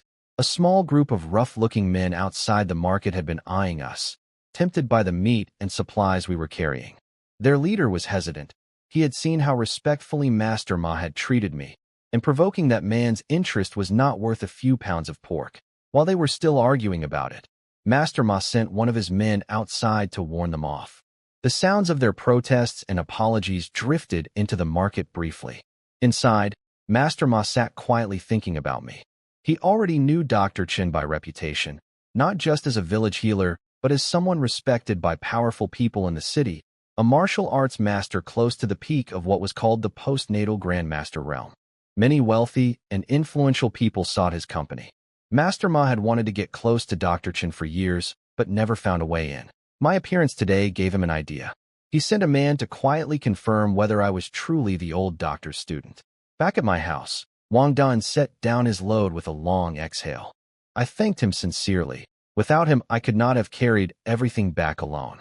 He laughed and said he should be thanking me, since today was the first time Master Ma had ever spoken to him directly and even remembered his name. I asked if Master Ma was really that impressive. Dan said the man managed the whole market and was the most powerful figure in the area. That puzzled me a little. A market this size did not seem like enough to satisfy someone of his obvious capabilities. There had to be more to his situation than met the eye. Before Din left, I pressed a large piece of pork into his hands as thanks. He refused. I insisted. He refused again. I told him if he would not accept it, I would feel too embarrassed to ask for his help in the future. That worked. He took the meat and headed home. I cut a small piece for myself, then picked up a portion for Uncle Zhang and went next door to collect Xiaoyan. The smell of braised pork filled the whole kitchen and drifted out into the street. I had found a woman at the market selling homemade bean paste, a recipe passed down from her grandfather who had once worked in a city restaurant. The flavor reminded me of soy sauce. I bought several jars on the spot and felt genuinely excited for the first time about cooking in this world. I also found someone selling sugar, which was more expensive but worth it. With those two ingredients, I made a simplified version of red braised pork, blanched, pan-fried until golden, then stewed slowly with bean paste, sugar, and salt until the meat was tender and the sauce thick and glossy. When I lifted the lid to reduce the sauce, the smell hit both of us so hard that Xiao Yin started fanning the steam toward her face. Neighbors walking past outside stopped in their tracks. A few stood there a while before hurrying home, worried they would end up knocking on my door and asking for a bowl. The meat was everything I had been missing. Soft, rich, with just enough chew, and Xiao Yin got a ring of oil around her mouth by the second bite. She announced she wanted to learn to cook so she could make good food for herself. I told her to grow a little bigger first. After dinner, I went next door to ask Zhang's second daughter-in-law to sew Xiao Yin 2 new sets of clothes from fabric I had bought at the market. The girls' clothes were patched so many times the seams were splitting. The woman refused any payment and said neighbors helped each other. I let her refuse, knowing I had already brought their family a piece of meat at noon. I did not tell Xiao Yin about the clothes. I wanted it to be a surprise. 2 days later, the new clothes were ready, and she wore them around the village for days with the proudest expression I had ever seen on her small face. After the market trip, life settled into a comfortable rhythm.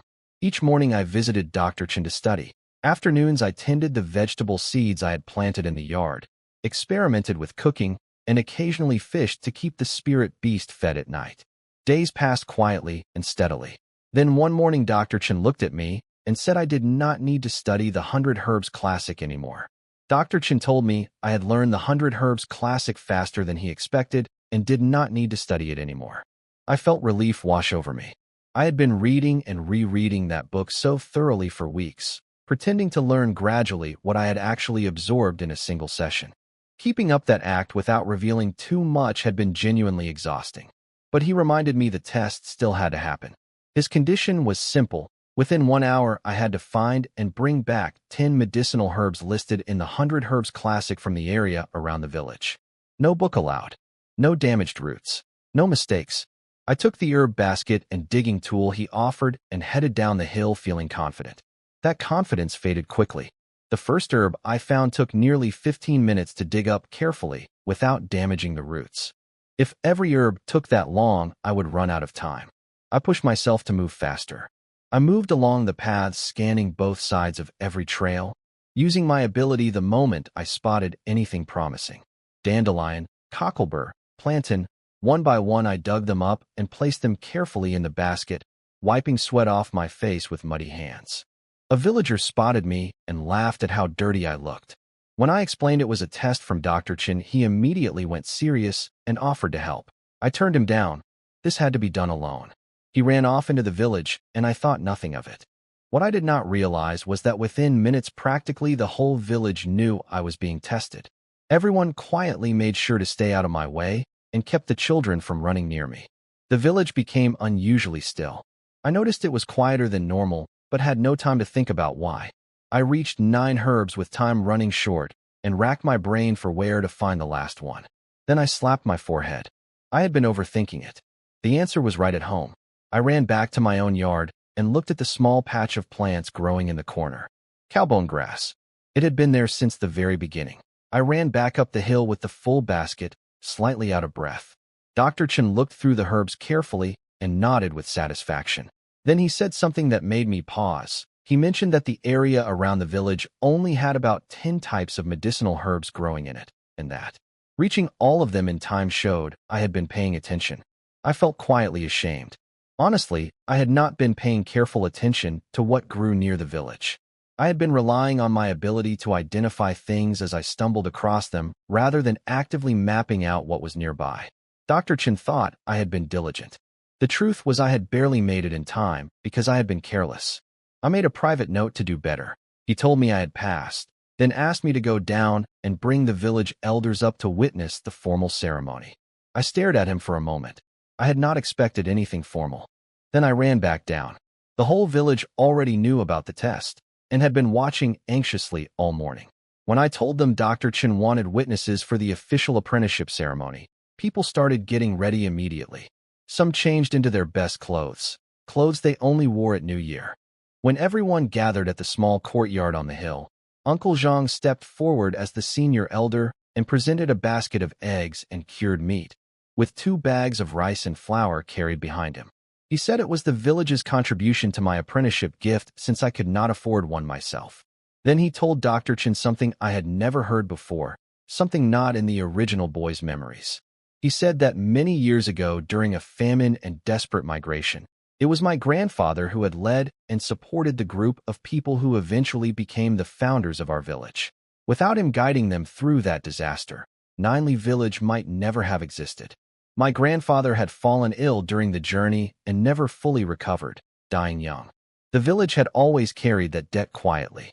Uncle Zhang bowed deeply to Dr. Chen on behalf of everyone and asked him to be patient with me given my difficult background. Every villager bowed with him. Even Dr. Chen, who had spent decades cultivating his composure, was visibly moved. I was completely stunned, both by what I had just learned about my grandfather and by what the villagers were willing to do for me. Dr. Chen lifted Uncle Zhang to his feet and assured him that taking me as a student was a good thing for him too, and that he would teach me properly. After some gentle back and forth, he accepted a few eggs and a piece of cured meat as the symbolic apprenticeship gift and refused everything else. I quietly resolved to pay the value back to the village somehow. Then, with everyone gathered as witnesses, the formal ceremony began. The ceremony itself was simple. Dr. Chen was not a man who liked formality. I bowed to the ancestral teacher's tablet, then knelt and offered him tea with both hands. He accepted it, took a sip, and that was it. I stood and called him Shifu for the first time. He told me to rise. Then he gave each villager a small cloth medicine packet he had prepared himself, blended to repel insects and help with sleep, effective for about 2 weeks when hung near the bed. The villagers who had been trying to be polite about refusing gifts immediately forgot their hesitation. It was mosquito season and everyone wanted one. I handed them out one by one, starting with Uncle Zhang. Before the villagers left, Uncle Zhang pulled me aside quietly and asked me to visit my grandfather's and parents' graves when I had time, to share the good news with them. I promised him I would. After everyone had gone down the hill, I stood at the entrance of the courtyard watching their figures disappear below. Dr. Chen stood beside me and said my grandfather had planted seeds of kindness long ago, and that was why I had such good neighbors today. I told him I had never known any of this. My grandfather and parents had never spoken of it. He said that was the mark of a truly noble person, someone who did good without expecting anything back. He sounded genuinely regretful that he had arrived too late to ever meet my grandfather. Then I asked him something that had been sitting in my chest since Uncle Zhang's speech. I asked if he knew how my parents had really died. Uncle Zhang had mentioned they had been deceived and met their end through some kind of trouble. That was different from what the original boy had been told, that they had drowned accidentally. Dr. Chen was quiet for a moment. He said he had been away treating a patient in the city when it happened and had only heard the drowning story secondhand.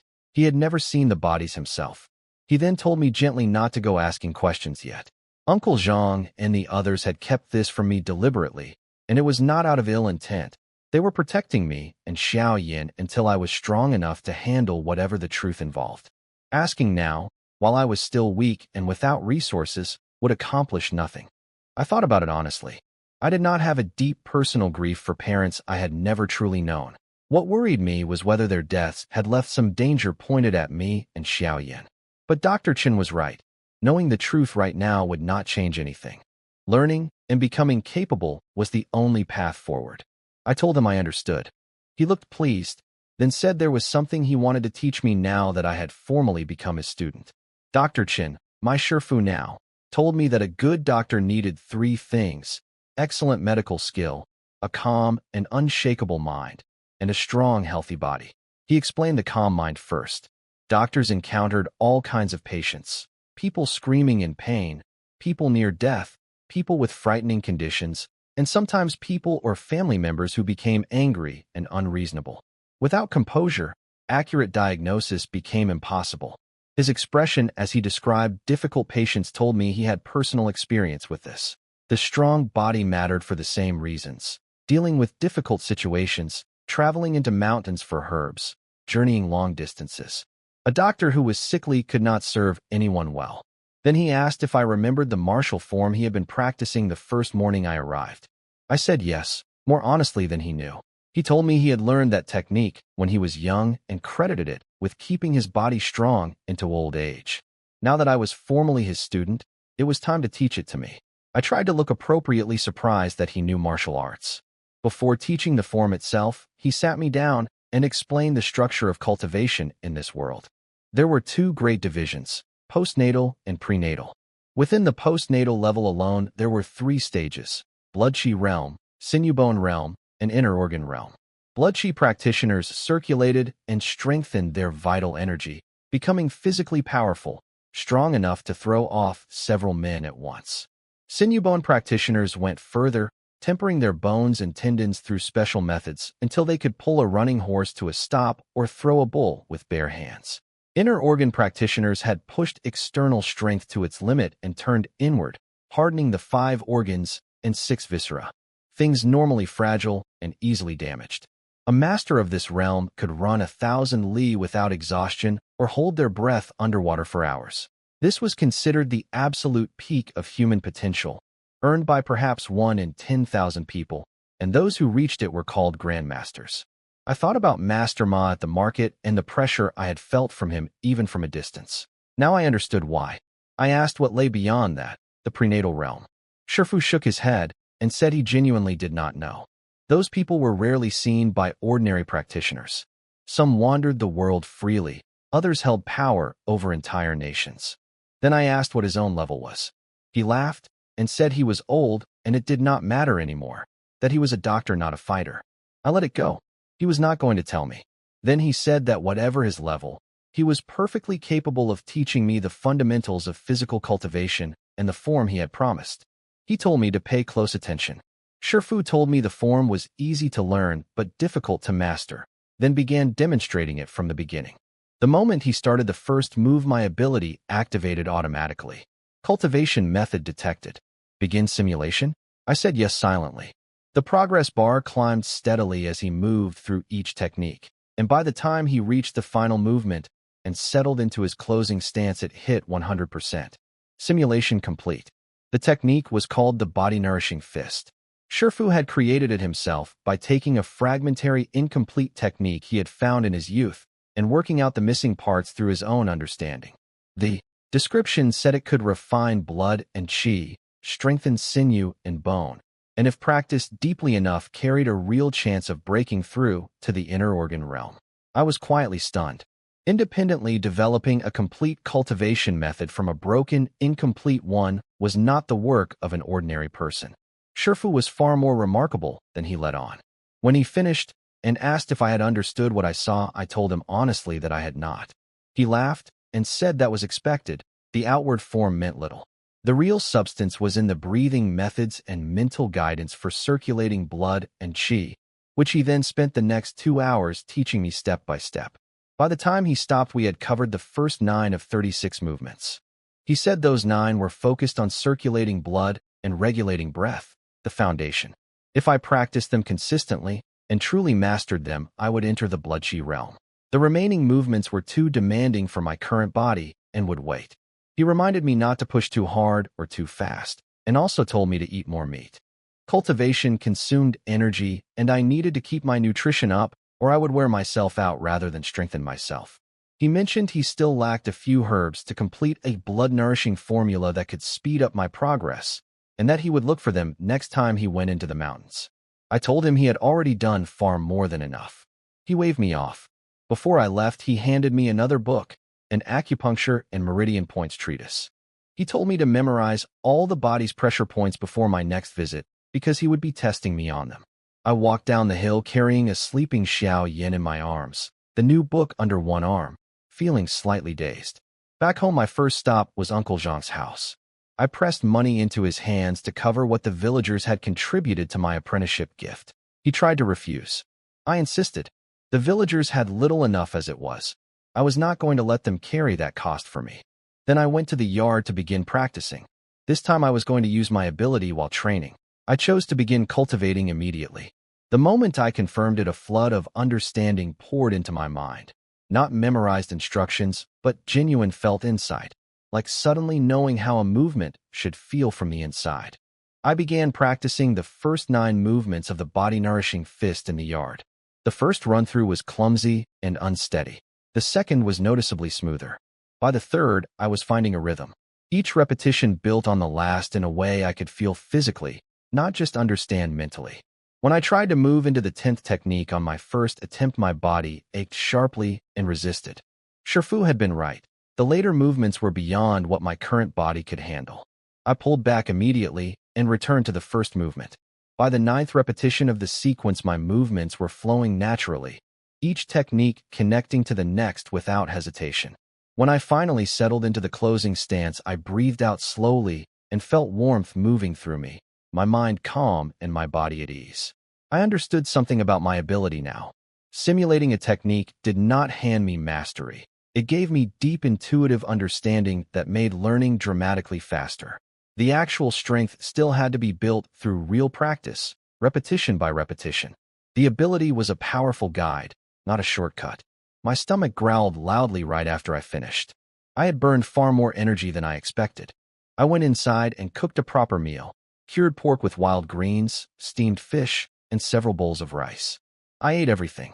I could not remember being that hungry since the first days after waking up in this body. Afterward, I sat in the reclining chair to think. A lot had happened today.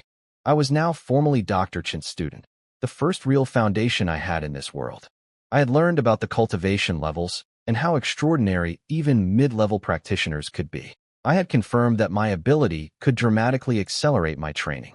And I had heard the first hint that my parents' deaths were not the accident everyone claimed. I decided my priority going forward would be cultivation first, medicine second. My ability made both achievable together. But cultivation required meat and good food consistently, which meant money. The Red Moon Carp funds would not last forever. In a few days, I would go back to the rare fish spot and try my luck again. As for my parents, I would leave that question alone for now. When I was strong enough to actually do something about whatever the truth was, then I would ask. For now, I pulled out the new book Shifu had handed me on the way down the hill and opened it. I opened the acupuncture and meridian points treatise, and my ability immediately offered to download it. I read through every page, the progress bar climbing steadily until it finished. Then I chose to learn.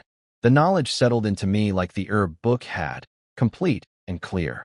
The human body's pressure points, how they connected to every organ and function, how a skilled practitioner could heal serious illness with needles alone, without any medicine at all.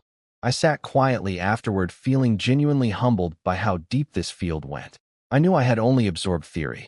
Actually using needles on a real patient without hurting them would require years of practice under proper guidance. But understanding the foundation already put me far ahead of where I would have been otherwise. I spent the rest of the evening reviewing the book in the fading sunlight until it got too dark to read. That night, Xiao Yin fell asleep again before the spirit beast arrived. The small creature had an uncanny sense of timing. It always waited until she was fully asleep. I had barely finished tucking in her blanket when the familiar scratching came at the door. I brought out the fish basin and opened the door. The black creature jumped back one neat step, then sat down with both front paws together and watched me calmly, waiting. It was noticeably more relaxed than when we first met. No puffed fur, no tension. It ate directly from the basin now instead of grabbing one fish at a time and hiding to eat it. I set the basin down and stepped back as usual to give it space. Its claws could split stone. I had no intention of crowding it. When it finished and hopped over the fence, I moved to collect the basin. Then I stopped. It had come back. I asked if it was still hungry. It looked at me with an expression I could only describe as mildly contemptuous. Then I noticed it had something in its mouth. It walked forward, set the object down on the ground, and stepped back. Then it just waited and looked at me. I picked it up carefully. It was a plant, roots still attached, soil still clinging, with several fine root hairs spreading from the base. In the dim moonlight, I turned it over slowly, and the longer I looked, the more certain I became. Before I could fully form the thought, my ability answered for me. The glow that appeared was white with a faint thread of red woven through it. Ginseng, over 100 years old. The description said ginseng of sufficient age could develop a spiritual awareness and begin to manifest its own consciousness. 100-year-old ginseng root, brought to me as a gift by a spirit beast. My eyes went wide and stayed that way. 100-year-old ginseng root. I kept turning it over in my hands, barely able to believe it.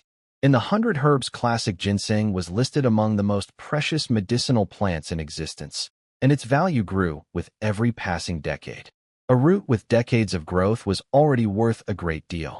One over 100 years old was the kind of thing medicine shops kept as their most prized treasure, and the faint red glow mixed into its white light told me this one was already edging toward the properties of a spirit herb, something beyond ordinary medicine entirely. I looked over at the spirit beast, who was calmly licking its paw and washing its face as if nothing remarkable had happened.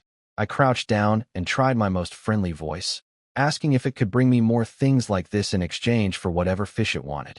It glanced at me sideways with an expression that I can only describe as mild contempt, then walked to the fence, leapt over, and disappeared into the dark. I laughed quietly to myself. Being looked down on by a small animal was apparently how my evening was ending. I lit an oil lamp, a rare indulgence, and carefully cleaned the soil from the root with a damp cloth. The main body was plump and rounded, the long root hairs spreading out in a shape that was beginning to resemble a small human figure. Some of the finer roots had been snapped off during digging, which was a shame, but I could hardly complain. The creature had brought me a treasure. Expecting perfect technique was too much to ask. I wrapped it carefully and decided to bring it to Shifu in the morning. The next day, after practicing the body-nourishing fist twice in the yard and eating breakfast, I brought Xiao Yin up the hill and immediately showed Dr. Chen what I had. The moment he unwrapped it, his eyes went wide. He took it from my hands and examined it closely for a long time before setting it down with a slow exhale. A fresh 100-year wild mountain ginseng of exceptional quality. He asked how I had gotten it. When I told him the black spirit beast had brought it as a gift after eating the fish, he was genuinely astonished. He said a creature that would do something like that had developed the ability to understand human intentions. It was acting with deliberate thought, not instinct. He said warmly that this was the reward of kindness, that by choosing to feed the creature rather than drive it away, I had earned a rare bond. I felt quietly guilty hearing that. The honest reason I had not driven it away was that I was genuinely afraid of what those claws could do to me. Then I asked what a 100-year ginseng like this was actually worth. Dr. Chen asked if I wanted to sell the ginseng. I told him I just wanted to understand its value first. He explained that 100-year wild mountain ginseng was always scarce and always in demand. It could replenish vital energy, strengthen the body's foundation, and in critical situations even sustain a dying person's life. Cultivators and wealthy nobles competed fiercely for it. He examined the root carefully and said that despite the broken root hairs, its medicinal potency was actually stronger than typical 100-year ginseng. Something about where it had grown made it unusually powerful. Then he told me the price. A normal 100-year ginseng sold for at least 1,000 silver taels in a major city. Mine was likely worth more. 1,000 taels, 10 times what the red moon carp had brought. I sat with that for a moment. Then Shifu told me not to sell it. He said if I truly intended to pursue cultivation, this ginseng was one of the finest possible aids for a blood-chi realm practitioner. He could refine it into blood-nourishing pills. Once I had the foundational movements properly established, taking one pill each day would bring me to the blood-chi realm far faster than anything else could. I did not hesitate. I told him to refine it. He seemed pleased by my answer and said I was right. Silver was something external, but one's own capability was not. He warned me that I could not take the pills until the form was properly rooted in my body, or the medicine would be wasted.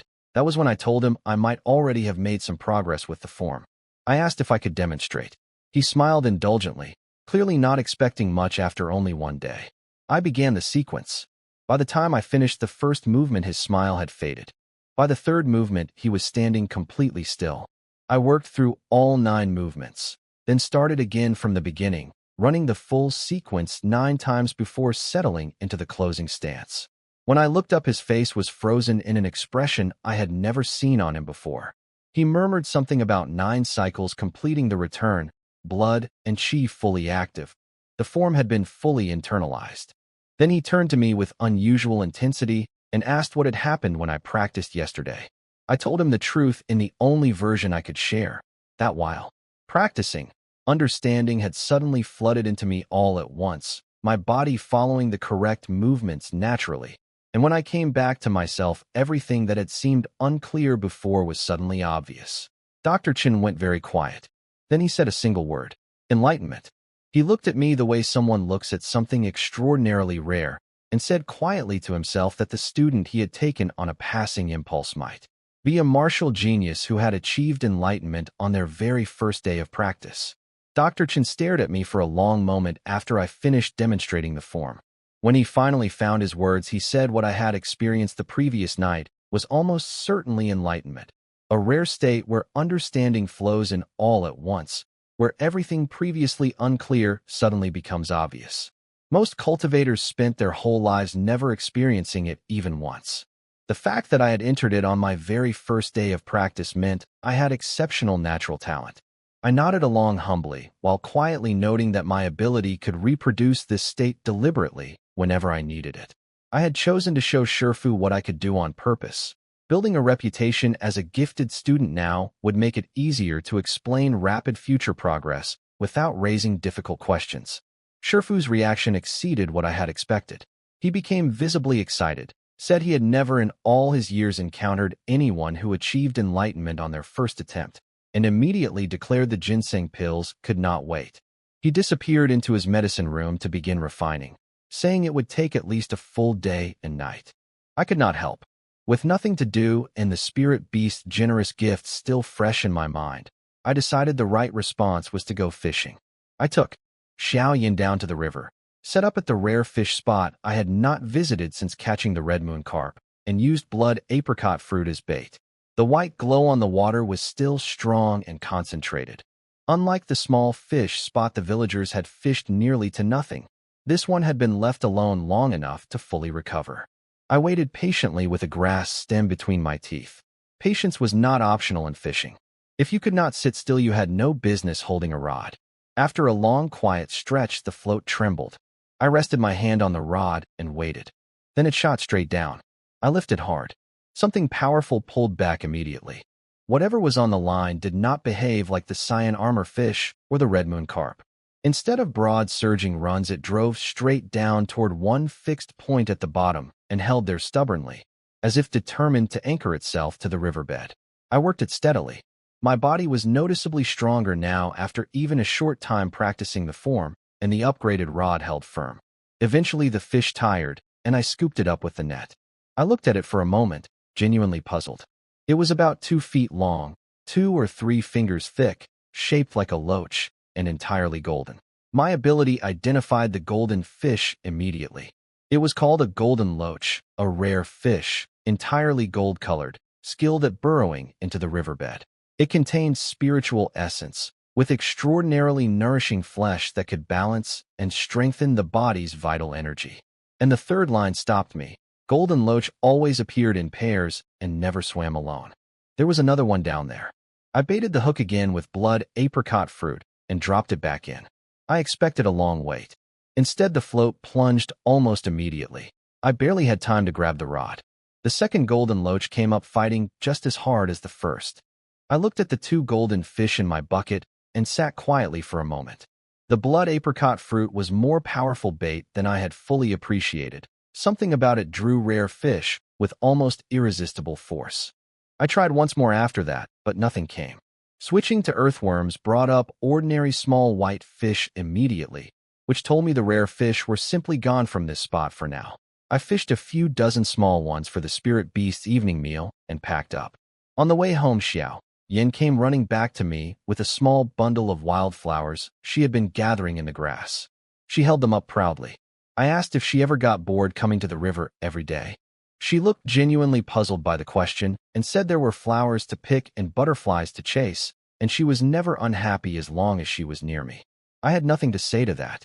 Back home, I thought carefully about the 2 golden loaches.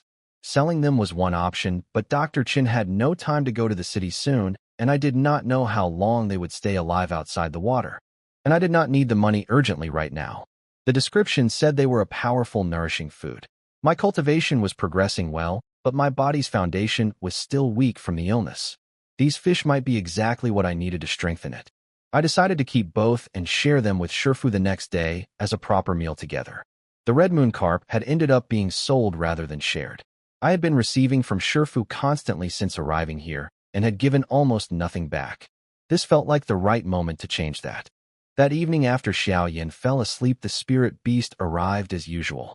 I set out the fish basin and stepped back. But instead of moving straight to the food, it circled me several times. Nose working, eyes suddenly bright. Then it sat down and stared directly past me toward the kitchen. I watched it carefully. It had smelled something on me that the regular fish could not compete with. A thought formed slowly in my mind. This creature wanted the golden loaches. The spirit beast kept staring past me toward the kitchen. I pressed my hand to my forehead. Of course, the 2 golden loaches were in there, and I had been handling them earlier. Their scent was still on me, and apparently this creature's nose was sharp enough to pick out one specific fish smell from a basin full of others. I tried negotiating. I told it the fish in the basin were all for it, and it could eat as much as it wanted, but the golden loaches were mine. It blinked at me and continued staring at the kitchen. I tried again, holding up one finger.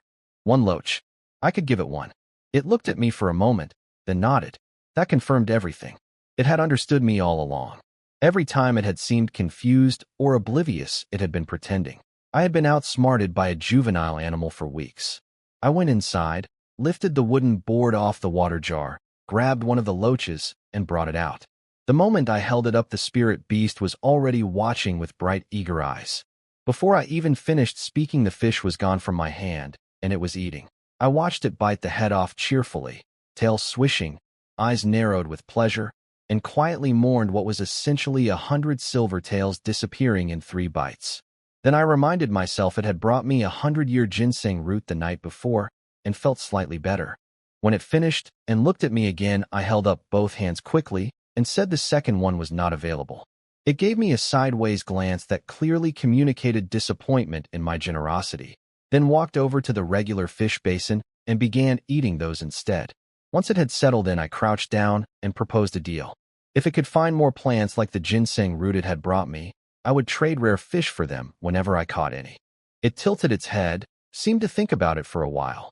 I later suspected it was just making me wait on purpose out of annoyance at not getting the second loach, then nodded.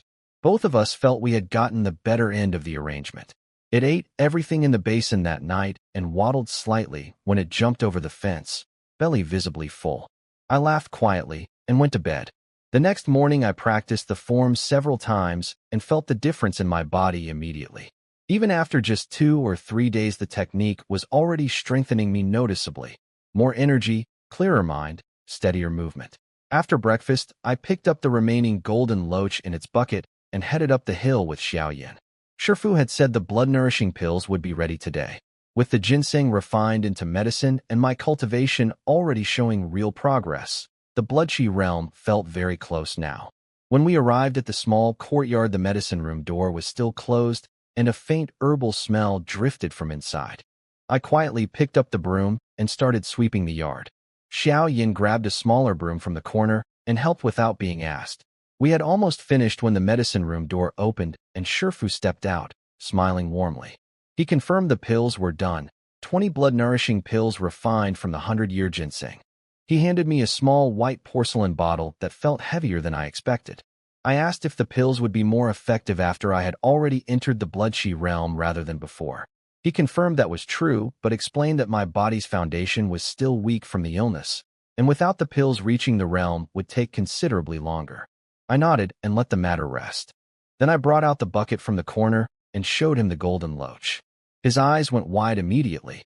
He recognized it at once and said it was another of the 10 great delicacies.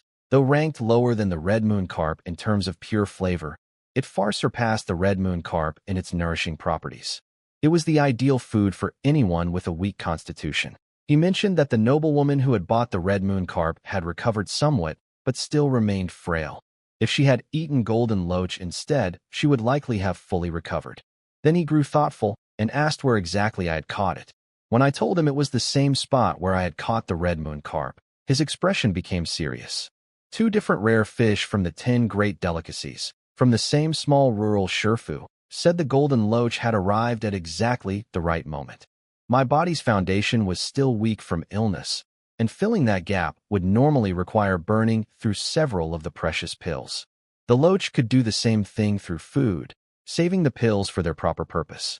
I tried to insist the fish was meant as a gift for both of us to share. He said he would have one bowl of soup and the rest was mine. He cleaned and prepared the loach himself, keeping even the blood, added several medicinal herbs, and set it to simmer. The smell that filled the house over the next hour was extraordinary, a deep, rich, living freshness that made both Xiao Yin and me swallow repeatedly, just breathing the air. When it was ready, he served small bowls for himself and Xiao Yin, then pushed the rest of the pot directly in front of me. He told me to drink all of it, including the solids at the bottom, and not to leave a drop. I drank. One bowl, then another, then the rest. The flavor was unlike anything I had tasted. So fresh it seemed to open every pore in my body at once. Even Shifu, who had decades of experience with rare ingredients, paused after his first sip and said quietly that he finally understood why wealthy people paid fortunes for these fish. A short while after finishing, I felt heat spreading through my body, gathering in my core. Shifu told me to go outside and practice the form immediately to direct the medicine. I walked into the yard and began. The moment I started moving, the heat in my body responded, not fighting me, but following the movements, gathering and flowing with each technique. I lost track of time completely. Then something shifted. My blood and qi connected all at once throughout my whole body, flowing freely in every direction as smoothly as water finding its level. I slowed the movements, settled into the closing stance, and stood still, eyes closed, feeling what had just happened. Shifu said quietly from the side that I had done it. The blood qi realm. I opened my eyes. My body felt lighter and stronger than it ever had.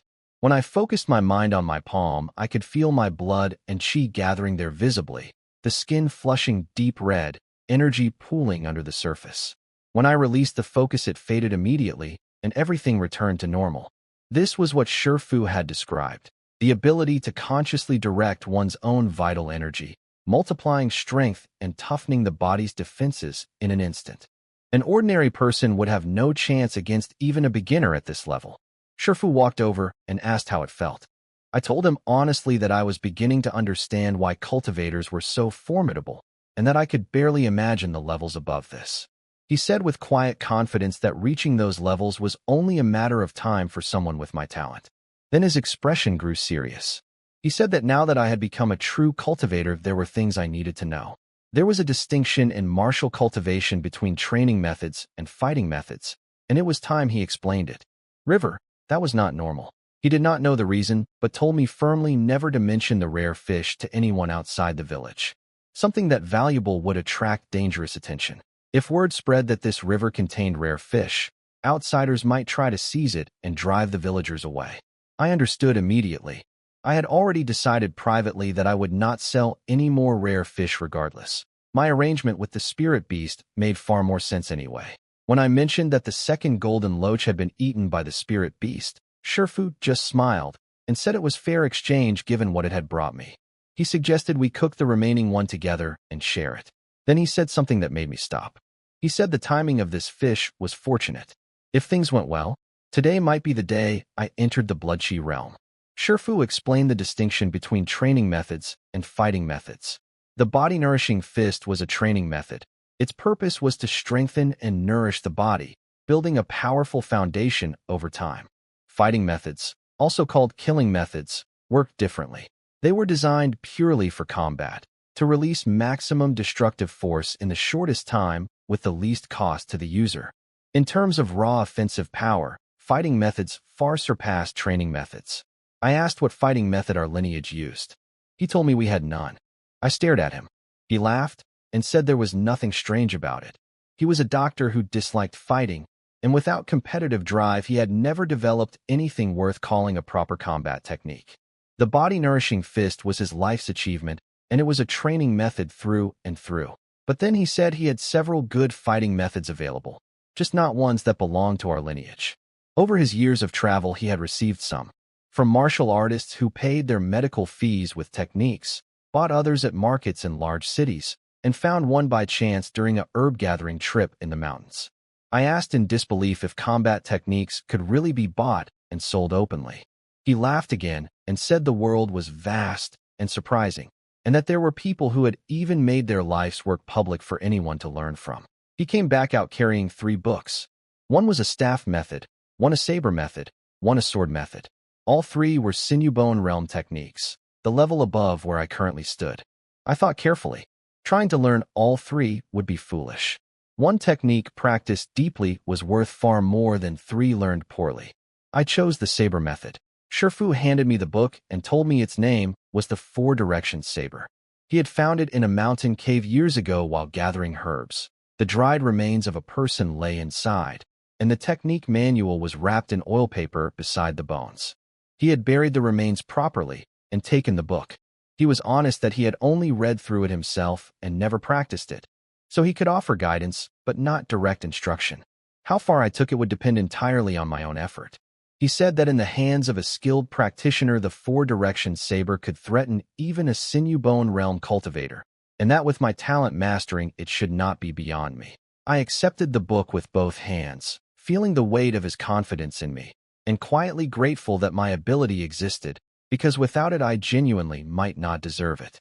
That night after Xiao Yin fell asleep and the spirit beast had eaten and brought me another ginseng root of the same quality as the first, though looking somewhat put out since I had no rare fish to trade in return. I lit the oil lamp and opened the 4-direction saber manual. The moment I looked at it, the pages glowed white with a stronger thread of red than I had seen in the ginseng or the rare fish.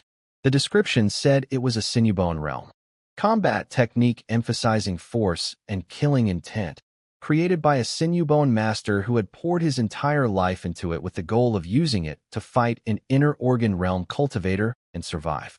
My ability offered to download and simulate it. I began reading through every page. When I finished, the simulation completed on its own. I chose to begin learning. The insights flooded in. 9 techniques, each one focused entirely on how to channel every part of the body into a single explosive strike. Stance, footwork, angle, the exact moment to connect breath and blood and bone into one unified burst. Nothing decorative, nothing wasted. Pure destructive intent in every movement. I went quietly to the yard with a wooden practice blade I had shaped that afternoon and began working through the techniques. After entering the blood-chi realm, my body control had improved substantially. The movements came more naturally than I expected on the first run-through. The forms themselves were not complicated. The difficulty was in the internal component, learning how to ignite the body's blood and chi at precisely the right moment to multiply the force behind each cut. That required a level of physical coordination that took many repetitions to find. I kept practicing. The insights from the ability guided me steadily, showing me what correct execution should feel like before I could produce it. Then after enough repetitions, the final gap closed. I stepped forward, connected my blood and chi in one burst, and brought the blade down in a single full cut. The wind from the strike pressed the grass flat around my feet. I stood still and breathed. That was the feeling, full body force unified in a single moment. According to the manual, achieving that once meant reaching the entry level of the technique. The wooden blade gave a sharp crack in my hands. I had split it. I looked at the broken pieces and thought that somewhere between the ginseng trading arrangement and entering 2 cultivation levels in the same day, I was going to need a real blade. The wooden practice blade had cracked during my final strike, ending the session before I was ready. I tossed the broken pieces onto the woodpile and went inside. I needed a real blade eventually, but that could wait. The next morning, I followed the routine Shifu had prescribed.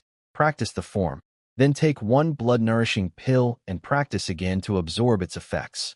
The medicine was noticeably gentler than the golden loach soup, but steady. 20 pills, 1 per day, nearly 3 weeks of gradual strengthening ahead. While washing Xiao Yin's face, I noticed her sleeve was a little short. I measured her against the marks I had been keeping on the doorframe. She had grown. Her hair was no longer dry and yellowish either. It had darkened and gained some softness. Her face had color. She looked like a different child from the pale, thin little girl I had woken up to weeks ago. She ate an extra half bowl at breakfast after that, apparently determined to grow even faster. After the morning session at Shifu's, I left Xiao Yin there and headed to the market alone for the first time since the large purchase that had drawn unwanted attention. I had thought it wise to stay away for a while. Now that I had entered the blood-chi realm, I felt ready to handle anything that came up. I also had a specific purpose beyond buying supplies. I also wanted to find Master Ma. When I arrived, I spotted him quickly, but stopped before approaching. A richly dressed young man was walking beside him, chin raised, face twisted with contempt as he looked around the market stalls.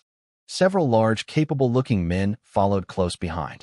Master Ma, who had seemed completely confident and commanding on my first visit, was walking with a slightly bent posture and an expression I had never seen on him, something close to anxious deference. I stepped back quietly into the crowd and listened without using my ability. I had realized since entering the bloodchi realm that cultivators were sensitive to being watched or probed, and drawing that young man's attention was the last thing I wanted. The young man complained loudly that the market smelled like the slums, that he would never have come to such a wretched place if he did not need somewhere to stop before entering the mountains to find a gift for his father. He spotted the pork stall with its hanging organs and nearly gagged, saying he could not believe people here sold such lowly meat. Master Ma kept his back slightly bent and his voice smooth and accommodating. I stayed where I was and watched, listening carefully. The young nobleman's voice carried clearly across the whole market as he pointed at the pork stall and demanded to know why such filthy meat was being sold in a place where people walked. The stall owner went completely still. Everyone else went quiet too.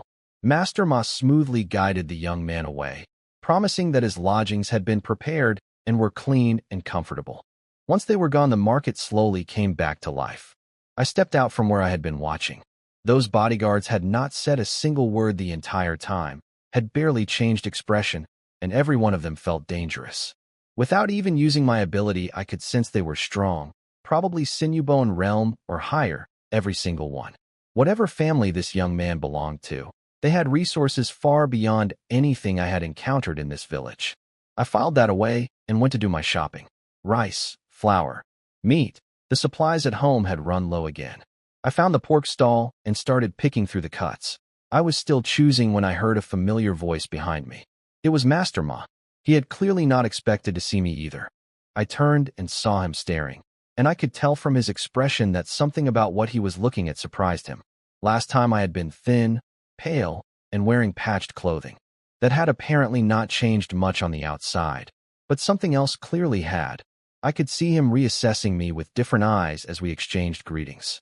He had the look of someone who had just noticed something they were not sure they were seeing correctly. I kept my expression pleasant and waited to see what he would say next. Master Ma's composure cracked when he looked at me properly. I could see him reassessing everything.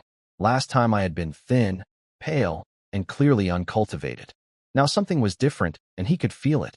As a sinew-bone realm practitioner himself, he could sense the blood and chi moving through a fellow cultivator, and what he was sensing from me had clearly unsettled him. He recovered quickly and complimented my progress with a careful smile, saying that achieving the bloodchi realm at my age would be considered exceptional even in the city. I said modestly that Shifu had been helping me strengthen my body. He mentioned that the city's standards for talented cultivators were high, then let the subject drop smoothly and asked how he could help. I took the opening directly. I told him I wanted to buy a proper battle saber, but there was nothing suitable at this market, and asked if he knew where one could be found. He confirmed that good blades were only available in the city, where skilled blacksmiths were concentrated. Village smiths could forge farm tools, but not weapons requiring that level of craft. I let a look of hesitation cross my face and mentioned that my teacher had told me not to enter the city on my own before I finished my studies. That part was not entirely true. Shifu had said no such thing, but it served its purpose. Master Ma paused thoughtfully, then offered to purchase a blade on my behalf the next time he had business in the city. He framed it casually, as a small favor between people who got along well. I let myself look genuinely pleased but uncertain, as though weighing whether it was appropriate to accept. Then I agreed. He was visibly satisfied, more than the situation warranted, which told me this small favor mattered to him for reasons beyond the blade itself. He asked what kind of saber I had in mind.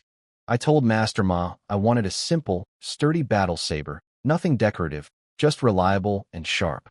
When he explained the price range, I settled on 100 tempered blade within 50 silver taels and handed him 10 as a deposit. He accepted without hesitation and promised to have something ready by the next market day. I knew he was helping me because he wanted closer access to Dr. Chen through me. I was using him just as deliberately. Neither of us was being deceived. We both understood the arrangement, even if neither said it plainly. He invited me for a drink at his place before I left. I reminded him that he had a noble guest waiting in his lodgings. His expression shifted immediately, and he excused himself in a hurry, telling me we would drink together next time when I came to collect the blade. I finished my shopping, loaded up my bamboo pack until it was full, and headed home with both hands carrying additional bags. As I passed through the edge of the market, I noticed some of Master Ma's men quietly asking the chicken, duck, and pork vendors to pack up for the day, keeping the area pleasant for the young nobleman's sensibilities. I shook my head and kept walking. What I did not know was that 2 men had been watching me from inside the market.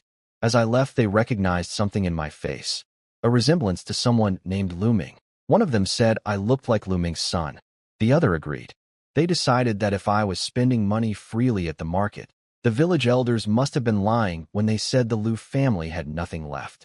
They talked briefly and agreed to handle the matter properly, somewhere away from the market and Master Ma's territory. I was unaware of any of this. What I was aware of was the group of men who had just stepped into my path on the road. I looked at them calmly. Did you just say you're robbing me? 5 or 6 men were blocking the road ahead of me, holding wooden clubs. I recognized the type immediately, local thugs, the same ones Master Ma had driven off the market grounds on my first visit, though they clearly did not recognize me from that day.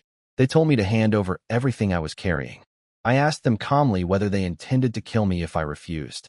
That seemed to confuse them. Most people begged and panicked. I was just standing there asking practical questions. One of them shouted that yes, they would throw me in the river if I did not cooperate. I used my ability to check them briefly. Petty thieves, all of them. No history of serious violence. Just opportunists who stole from villages and made themselves a nuisance. I felt a mild disappointment. If they had been genuinely dangerous, I could have acted without restraint. As it was, I would have to be careful. I set my bags down, shrugged off the bamboo pack, and rolled my shoulders. The leader, Chen San, raised his club and swung it at me. I moved before it landed. What followed was over quickly.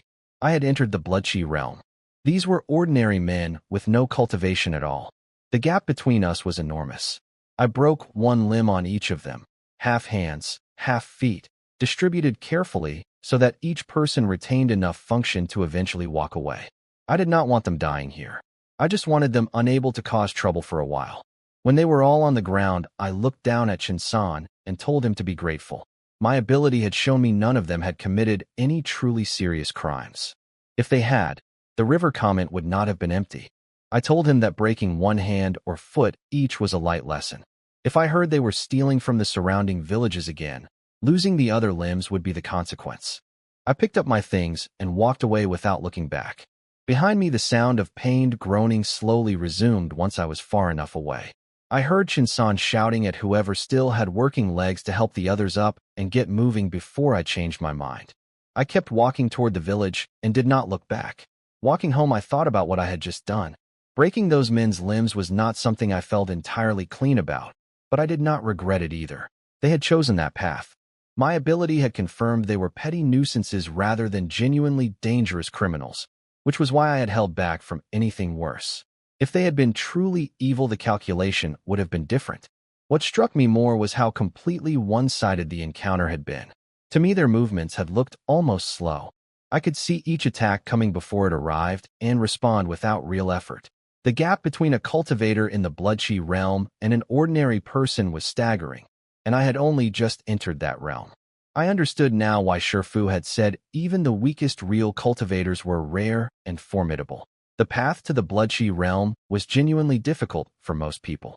I had reached it quickly only because of my ability, Shifu's guidance, and the golden loach's nourishing effects.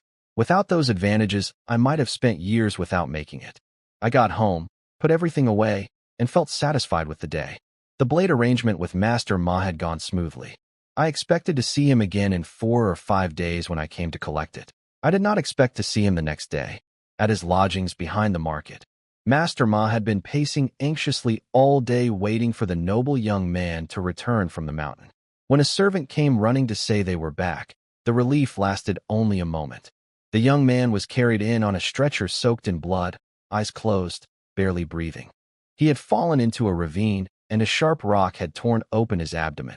The bodyguards had stuffed the wound back together and applied emergency medicine, but the bleeding was slowly continuing, washing away the powder with each movement. They did not have enough medicine left for the journey back to the city. They had returned here only to restock before pressing on. Master Ma handed over everything he had without hesitation and watched the lead bodyguard redress the wound. The injury was severe, far worse than he wanted to look at directly. As the bodyguard prepared to leave immediately, Master Ma tried to stop them. If the young man died on the road before reaching the city, those bodyguards might scatter and he would be the one left holding the blame. He needed another option. His mind raced. Then a name surfaced in his thoughts and his eyes went sharp. He said he might have a way to save the young man. The next day, I was in the courtyard at Shifu's place sorting herbs when I heard urgent shouting from outside. It was Master Ma, calling my name and asking for the doctor. I looked past him and saw the stretcher.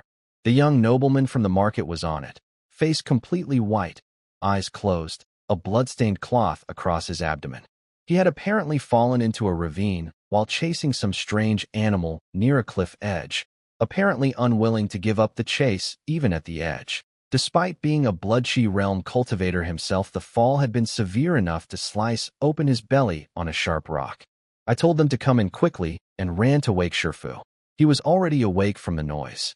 He checked the pulse immediately, saw the severity, and gave me clear instructions: a blood-replenishing formula, 3 bowls of water, strong fire, fast. I ran to the medicine cabinet and began pulling herbs. I had spent enough time in this room to know where everything was. I got the fire as hot as I could and pushed the decoction fast.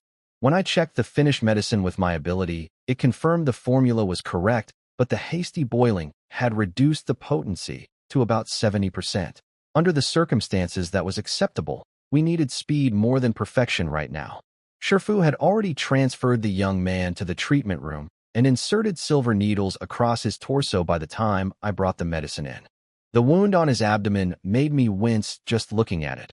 A long, ragged tear, already sutured roughly by the bodyguards in the field. Shifu had me feed the medicine spoon by spoon while he manipulated the throat muscles to help the unconscious patient swallow. Together we got the whole bowl down. After the needles and the medicine had time to work, the young man's color began returning slightly, and his chest started rising and falling with more regularity. The lead bodyguard, who had been watching from the corner with rigid tension, visibly exhaled. Shifu told him the internal organs had fortunately not been pierced, an extraordinary piece of luck given the size of the wound. But the blood loss was severe and there was head trauma. He could keep the young man alive for now with medicine and acupuncture. But to give him a real chance of full recovery, he would need ginseng, hishowu, and tianqi, serious blood-building and hemorrhage-stopping medicines. The bodyguard immediately dispatched 2 men back to the city to retrieve them from the family stores. After they left, Master Ma quietly pulled his own man aside and gave him a low instruction. I caught just the end of it. He was sending someone to retrieve a battle saber from his study.